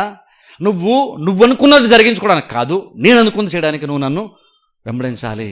నువ్వు వెంబడించాలంటే నువ్వు ఫస్ట్ ఆఫ్ ఆల్ నువ్వేం చేయాలంటే, కొన్ని సందర్భాల్లో నేను ఆస్వాదిస్తాను, నేను నీకు దీవిస్తాను, అన్నీ ఉన్నాయి. కొన్నిసార్లు నేను నా చిత్తాన్ని చేయడం నీకు చాలా కంఫర్ట్గా ఉంటుంది, సంతోషంగా ఉంటుంది. కానీ కొన్ని సందర్భాల్లో మళ్ళీ నువ్వే ఎంత ఇష్టపడి మీలాంటి కార్యాలు చేసిన నీవే ఒక మూమెంట్లో నీకు నా చిత్తం చేయడం నీకు చాలా ఇబ్బంది అని అనిపిస్తుంది. ఎందుకంటే అక్కడ నీకు కంఫర్టబుల్గా ఉండదు అక్కడ నీకు. కానీ ఆ మూమెంట్లో కూడా నువ్వు కనుక ఆలోచించుకొని నీ కంఫర్ట్ కోరుకోకుండా, ప్రభువా నా చిత్తం కాదు నీ చిత్తం సిద్ధించును కాక అని ముందుకు వెళ్తావు చూసారా? ఆ ముందుకు వెళ్ళడానికి వెనక ముందు వెళ్దామా వద్దని ఆలోచన చూసారా? అది సిలువ మూమెంటు.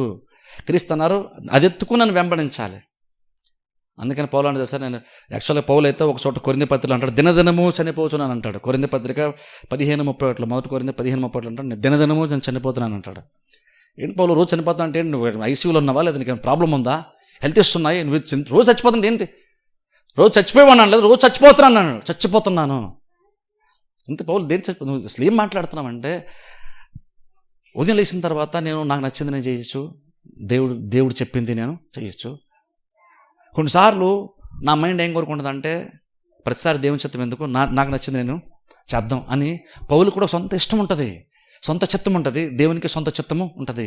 కానీ పౌలు అప్పుడు దేవుని చిత్తం చేయడానికి వచ్చినప్పుడు అంటున్నాడు, పౌలు తన చిత్తాన్ని తన ఇష్టాన్ని పక్కన పెట్టే ఎక్స్పీరియన్స్ని చచ్చిపోవడంతో మాట్లాడుతున్నాడు. అంటే రకంగా చెప్పాలంటే, నిన్ను నువ్వు చంపుకుంటే తప్ప నువ్వు దేవుని కోసం బతకలేవు అని అర్థం. అంటే నీ ఇష్టాన్ని నువ్వు చంపుకుంటే తప్ప నువ్వు దేవుని ఇష్టాన్ని నువ్వు నెరవేర్చలేవు. అంటే నీ చిత్తం, నీ సొంత ఇష్టం ఎంత భారంగా ఉంటుందని కొన్నిసార్లు నువ్వు దాన్ని చంపితే తప్ప నువ్వు దేవుని చిత్తాన్ని చేయలేవు. అలాంటి మూమెంట్ వస్తుంది. నన్ను చాలా సందర్భంలో మనం కూడా అలాంటి మూమెంట్లో వెళ్తుంటాం. కానీ ఇప్పుడు ప్రాబ్లం ఏంటంటే, దేవుని చిత్తాన్ని చేయడానికి మనకు అందరికీ ఇష్టమే. కాదు ఏంటంటే మన చిత్తం అడ్డు వస్తుంది. ప్రతిసారి సాతాను పేరు చెప్పకండి. నేను చేద్దాం అనుకున్నాను, సాతానుడు ఆటంకపరిచాడు. మన సిలువ చెప్తున్నట్టు యాక్చువల్గా సాతానుడు కాదు, లేదా నీకు ఫైనాన్షియల్ ప్రాబ్లమ్స్ కాదు, అనారోగ్యం కాదు, రోగం కాదు, ఏది కూడా కాదు. బహుశా ఒకవేళ మనకి ఇబ్బందులు ఉండొచ్చు, శ్రమలు ఉండొచ్చు, కానీ యాక్చువల్ అది సిలువ కాదు. ఎందుకు సిలువ కాదు చెప్పిన, చాలామంది అనుకుంటుంటే ఫైనాన్షియల్ ప్రాబ్లమ్స్ ఉన్నా, హెల్త్ ఇష్యూస్ వచ్చినా సరే, జబ్బు వచ్చింది అనుకోండి, ఏమనంటే దేవుడు నాకు సిలువ ఇచ్చాడని అంటారు కొంతమంది పాస్టర్గా. ఎవరన్నా చెప్తున్నాను, నీకు వచ్చినటువంటి జబ్బు, లేదంటే నీకు వచ్చినటువంటి వేరేదో కండిషను, లేదా వేరేదో ప్రాబ్లము, లేదా ఫైనాన్స్ ప్రాబ్లం ఇంకేదో, అది సిలువ కానే కాదు. ఎందుకంటే నువ్వు వ్యాధులను, రోగములను క్రీస్తు సిలువలో భరించారు. ఎందుకంటే నువ్వు దానిలో బయటికి రావాలని. శాపమును ఆయన భరించాడు. ఎందుకని? నువ్వు ఆర్థిక ఇబ్బందులను నువ్వు బయటికి రావాలని దేవుడు క్రీస్తు సిలువ మీద దాన్ని మోసి భరించి తీసేశారు. ఇప్పుడు ఆయన నీ మీద ఉన్న దాన్ని తీసేసేటట్టు ఆయన మళ్ళీ రోగం అనే సిలువ నీ మీద ఆయన మొయ్యమని చెప్పరు. ఆయన మొయ్యమన్న సిలువ వేరు, రోగము సిలువ కాదు, ప్రాబ్లం ఇంకేదో ప్రాబ్లం లేదు, ఇంకేదో ఇష్యూ సిలువ కాదు. నీకు నీ ఇష్టమే సిలువ అక్కడ యాక్చువల్గా. కాబట్టి ప్రాబ్లం వస్తే ఇది నా దేవుడు నాకు ఇచ్చిన సిలువ అండి అనకండి. ఎందుకంటే సిలువ మీద క్రీస్తు ఏదైతే భరించారో, తీసేశారో, అదంతా నీ మీద ఉండకూడదని అని తీసేశారు. కాబట్టి ఒక రోగం నీకు ఉండొచ్చు, అది నీకు భారం ఉండొచ్చు, కానీ సిలువ కాదు. దాని నుండి బయటకు వచ్చాయి. టాబ్లెట్స్ వాడు, హాస్పిటల్కి వెళ్ళు, ట్రీట్మెంట్ తీసుకో, ఆరోగ్యం జాగ్రత్త తీసుకో, అందులో బయటకు వచ్చాయి. అది సిలువ కాదు, కానీ నువ్వు దాన్ని మోయొద్దు. ఫైనాన్షియల్ ప్రాబ్లం ఉంటే దేవుడు ఆశీర్వదిస్తున్నాడు కాబట్టి వీళ్ళంతా అందులో బయటకు వచ్చడానికి ట్రై చేయాలి. ఎందుకంటే దేవుడు దాన్ని ఎంకరేజ్ చేయట్లేదు. ఫైనాన్షియల్ ప్రాబ్లం ఉంటే దేవుడు వచ్చి అది సిలువ అనుకో, మోసేయి చివరి వరకు, దేవుడు అలా అంటలేదు. మల గ్రంథం మీరు చూడండి, నా మందిరం మలాహారం ఉన్నట్లు మీ 10వ వంతు తీసుకొచ్చి దీనిని చేసి నన్ను శోధించి చూడండి, నాకష్ట వాక్యం చెప్పి దీవెనలో కుమ్మరిస్తాడు దేవుడు. అంటే అర్థం ఏంటి అక్కడ? దేవుడు ఏమైనా ఫైనాన్షియల్లో కూడా నీకు ఇబ్బందుల నుండి నేను బయట పడాలని దేవుడు చూస్తున్నాడు. నీ మీద ఫైనాన్షియల్ అప్పులు నీకు భారంగా ఉంటే దేవుడు దాన్ని తీసడం చూస్తున్నాడు. కాబట్టి ఫైనాన్షియల్ ప్రాబ్లమ్స్ సిలువ అనుకుని దాన్ని మోయడానికి ట్రై చేయకండి. అది సిలువ కాదు. అది సిలువ అయితే కాదు ఖచ్చితంగా. ఎందుకంటే ఆయన మోసాడు, తీసాడు. లేదా నేను చేసాడుగా నేను కొంచెం మోస్తానని అన్నావంటే ఒక రకంగా అంటే నేను క్రీస్తు అవమానపరుస్తున్నావు. ఎందుకంటే ఆయన చేసేసిన పని నువ్వు చేసేస్తాను అంటున్నావు. ఆయన చేసాడు, తీసాడు, నువ్వు మోస్తానని అర్థం ఏంటంటే ఆయన ఇంకా పూర్తిగా చేయలేదు అంటున్నావు నువ్వు. అయినా దేవుడు చేసి క్రీస్తు చేసే పని మనం వల్ల చేయగలుగుతాం. నువ్వు చేస్తే ఆయన నువ్వు చేస్తాడు వచ్చే పని, సిలువ పని. కాబట్టి అదేది కూడా సిలువ కింద కంపేర్ చేయకండి. సిలువ అంటే ఒకటే సింపుల్గా తన శిలువను ఎత్తుకుని వెంబడించాలంటే నీ చిత్తాన్ని, నీ సొంత ఇష్టాన్ని చంపుకొని పక్కన పెట్టేసి నన్ను వెంబడిస్తేనే కానీ నువ్వు నాకు పాత్రుడు కాలేవు. అంటే చూడండి, చాలా సందర్భంలో మన జీవితాలకి అదే భారంగా మారిపోద్ది తెలుసా. అదే భారం మన జీవితాలకి. మనం చాలా అనుకుంటాం, అవన్నీ జరిగినప్పుడు నిరుత్సాహం వచ్చేస్తుంది.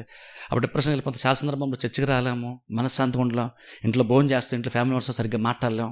అది మనకు చాలా భారం అయిపోతుంది తెలుసా. అంటే ఎప్పుడైతే నీకు ఒక ఆలోచన నీ మైండ్లో నీకు వచ్చినటువంటి ఆలోచన, నీకు నువ్వుగా రేపుకున్నటువంటి ఒక ఆలోచన, నీకు నువ్వుగా తలంచుకున్నటువంటి ఒక ఆలోచన నీకు భారంగా మారిన అర్థం ఏంటంటే నువ్వు ఎక్కువ దేవుని చిత్తము కంటే ఎక్కువగా నీ గురించి నువ్వు ఆలోచన చేస్తున్న అర్థం. ఒకవేళ ఇప్పుడు నేను చాలా ఎక్స్పెక్ట్ చేస్తాను, కానీ సపోజ్ జరగలేదు అనుకోండి, నేను కనుక నిజంగా కనుక దేవుని చిత్తాన్ని చేయడానికి నాకు ఆశ ఉందనుకోండి, ఒకవేళ అప్పుడు నేను అందుకని జరగకపోయినా సరే నేను ఎక్కడ ఫీల్ అవును, ఆ వ్యక్తుల మీద నాకు ద్వేషం ఉండదు, నా కోపాన్ని ఇంకా చక్కగా చూడగలుగుతాను, చక్కగా నవ్వుతాను, వాళ్ళతో చక్కగా మాడతాను, చక్కగా ప్రజలు చెప్తాను, చక్కగా షేక్ ఇస్తాను, ఇవన్నీ చేసేయగలుగుతాను. ఎప్పుడైనా నాకు అది నా మైండ్లో నాకు వచ్చినటువంటి ఆలోచన నాకు భారంగా లేనప్పుడు. కానీ భారం అయితే ఇది నువ్వు చేయలేవు. ఎప్పుడైతే నువ్వు అప్పుడు సంఘాన్ని దూరంగా ఉంటావు, నువ్వు బైబిల్ దూరంగా ఉంటావు, నువ్వు ప్రార్థన కూడా చేసుకోలేవు సరిగ్గా. ఎప్పుడైతే ఇవన్నీ నువ్వు చేసుకోలేకపోతున్నావు, ఆటోమేటిక్ దేవునికి దూరం అవుతుంటావు. దేవుని దూరం అవుతున్న అర్థం ఏంటంటే నువ్వు కూడా నిరుత్సాహం నిస్పృహకి వెళ్ళిపోతావు ఇలాంటి కండిషన్లో. కానీ దేవుడు ఏం చేస్తాను తెలుసు, అలాంటి కండిషన్లో మనం ఉండకూడదని కొన్నిసార్లు ఏంటంటే గొర్రెల కాపరి ఏదైతే గొర్రెకి భారం అయిపోయింది కాబట్టి ప్రాబ్లం అని తెలుసుకొని పైకి లేవలేకపోతుంది, నడలేకపోతుంది తెలుసుకొని కట్ చేస్తున్నాడు. అలా చాలా సందర్భంలో మన దేవుడు కూడా మన మేలు కోరి నీకు నెమ్మది ఉండడానికి, నీ ప్రాణము నాకు సేద తీర్చడానికి, నీకు మరలా నీకు అదే ప్రాబ్లం రిపీట్ అవ్వకుండా దేవుడు చేయడానికి ఏం చేస్తాడు తెలుసా. కొన్నిసార్లు మనలో ఉన్నటువంటి ఏదైతే సొంత ఆలోచన ఉంటుందో దాన్ని దేవుడు ఖచ్చితంగా ప్రయత్నం చేస్తాడు. అప్పుడు చూడండి, ఖచ్చితంగా అది దేవుడికి అది పెద్ద పని, దేవుడికి అది పెద్ద పని. ఎందుకంటే ఇప్పుడు ఈ మూమెంట్లో ఏమనుకుంటాం, చాలా సందర్భంలో దేవుడు నాకు వ్యతిరేకంగా ఉన్నాడు అని అనుకుంటాం. అది కాపరికి ఇష్టమా, కాపరికి కూడా ఇష్టం, పెద్ద ప్రయాసం కాపరికి గొర్రె బుచ్చుకొచ్చేయడం. అలాగే గొర్రెకి అది ఇబ్బందిగా అనిపిస్తుంది. నాకు ఎందుకంత ఇబ్బంది, నన్ను ఎందుకంత ఇబ్బంది పెడతాడు కాపరి అని గొర్రె అలా ఫీల్ అవుతుంటుంది గొర్రె.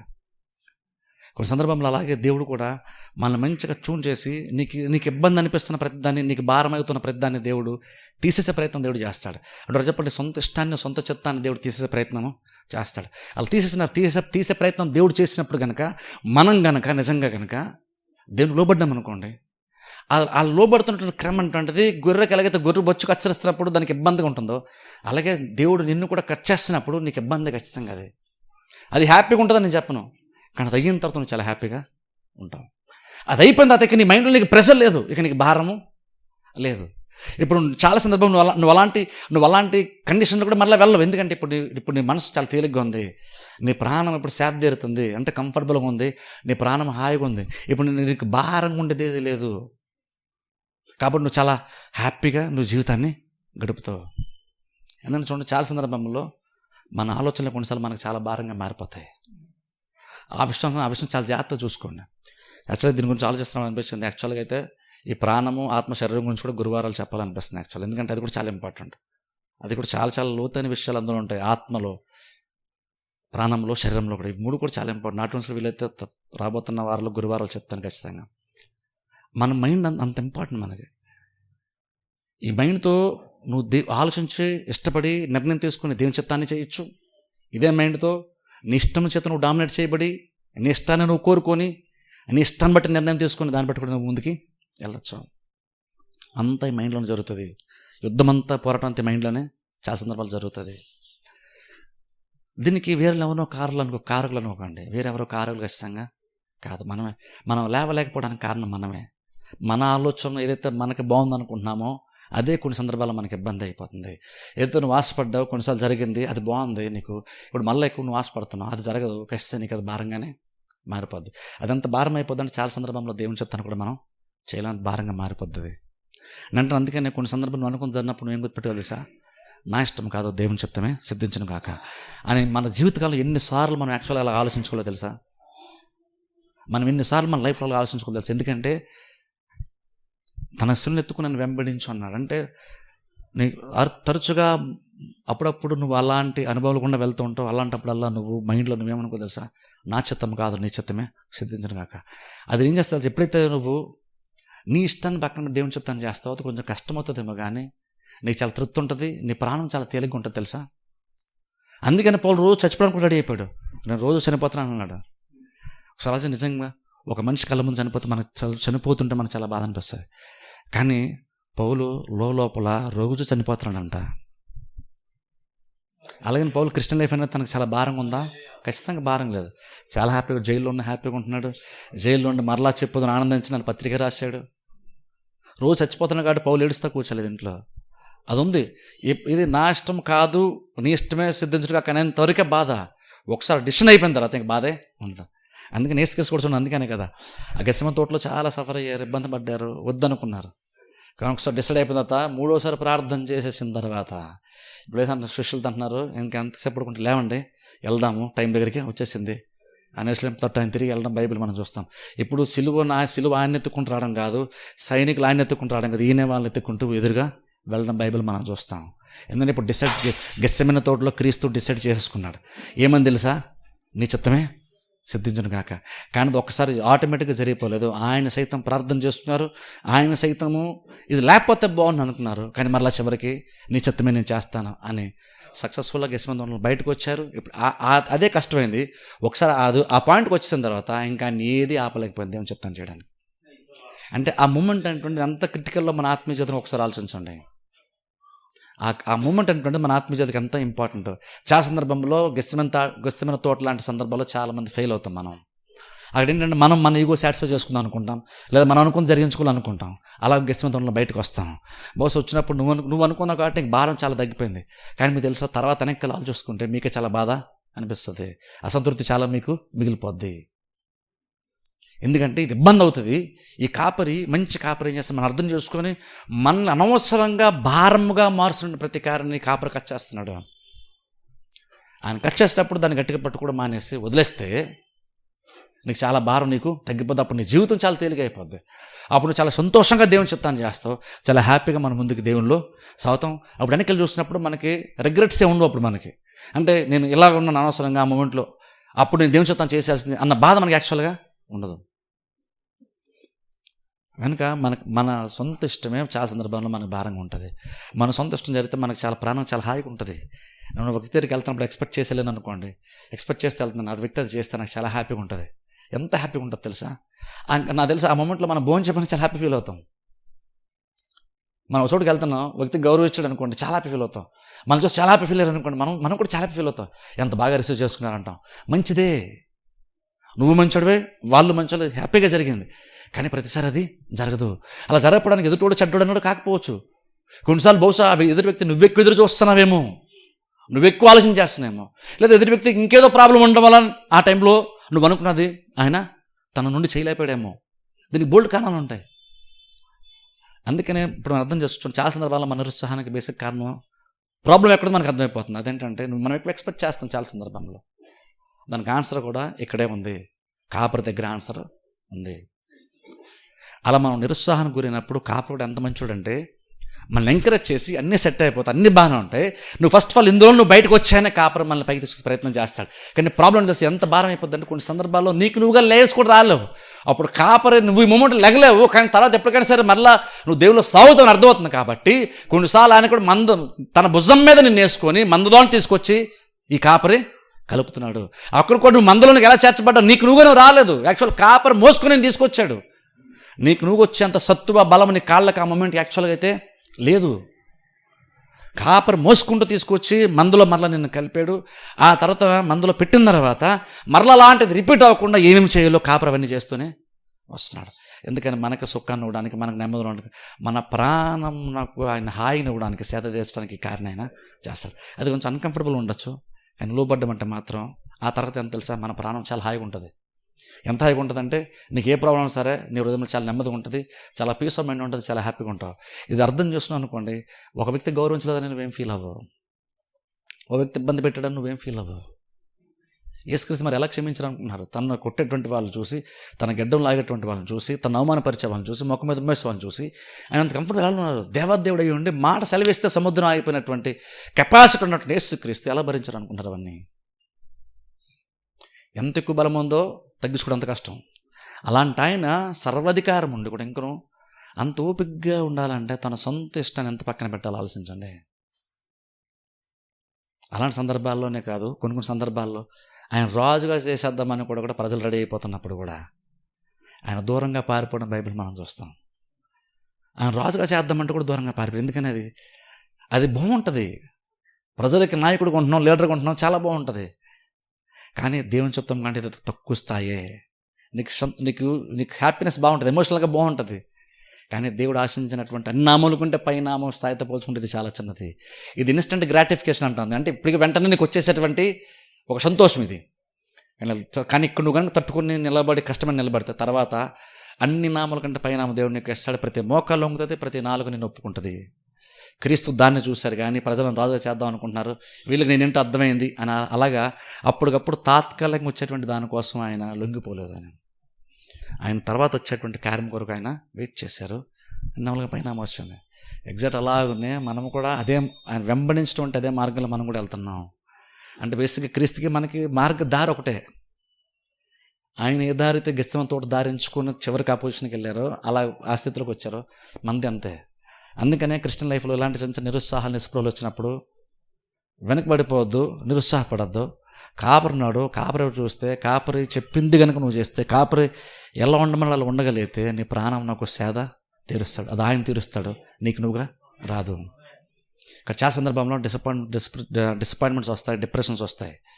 వచ్చినప్పుడు కాపరి చూడండి, ఆడే కూర్చొని నేను ఎలా బయట రావాలని ఆలోచించద్దు. జస్ట్ కాపరి కొరకు వెయిట్ చేయండి, కాపరి ఎదురు చూడండి. కాపరి వస్తాడు, కాపరి ఆయన పరిచర్య చేస్తాడు మీకు. ఆయన నిన్ను బలపరచడానికి ఏమేమి చేయాలి. ఒక గొర్రెల కాలు సవరదీసి ఆ రక్త ప్రసరణ జరగడానికి అన్ని రకాల నానావిధులుగా ప్రయత్నం చేస్తాడు. ప్రయత్నం చేస్తే ఒకళ్ళు గొర్రె ఇంకా నిలబడలేకపోయినా సరే వదిలేడు దాన్ని. సరే నువ్వు నడవలేకపోతున్నావు, నేను ట్రై చేసి నడవలేకపోతున్నా, సరే నిన్ను నా భుజాల మీద ఎక్కించుకుంటాను. ఆయన భుజాల మీద తీసుకుని హ్యాపీగా మరలా ఇంటికి తీసుకెళ్తాడు.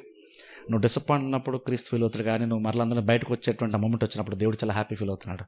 నువ్వు ఆల్మోస్ట్ తప్పిపోయే కండిషన్లోకి వెళ్ళి మళ్ళీ తిరిగి సమకూర్చబడ్డావు. కాబట్టి అలా మన మంచి కాపరి మనం నడిపించడానికి ఇష్టపడుతున్నాడు.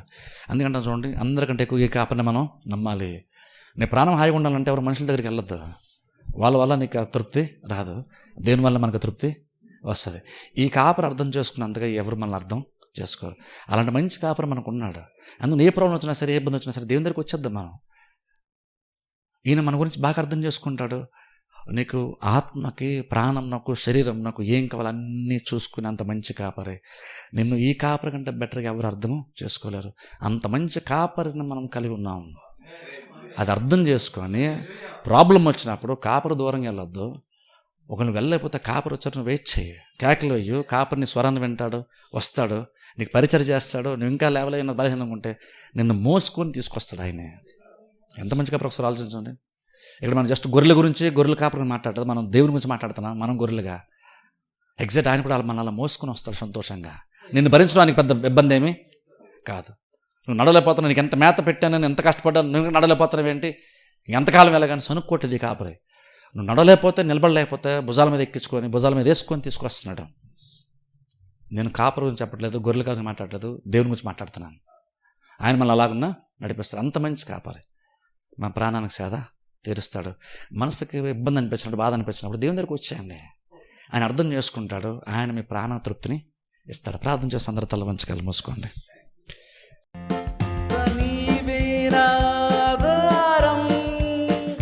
నీ ప్రేమకు సాటెవరు దేవా, నీవే నాధారం, నీ ప్రేమకు సాటెవరు.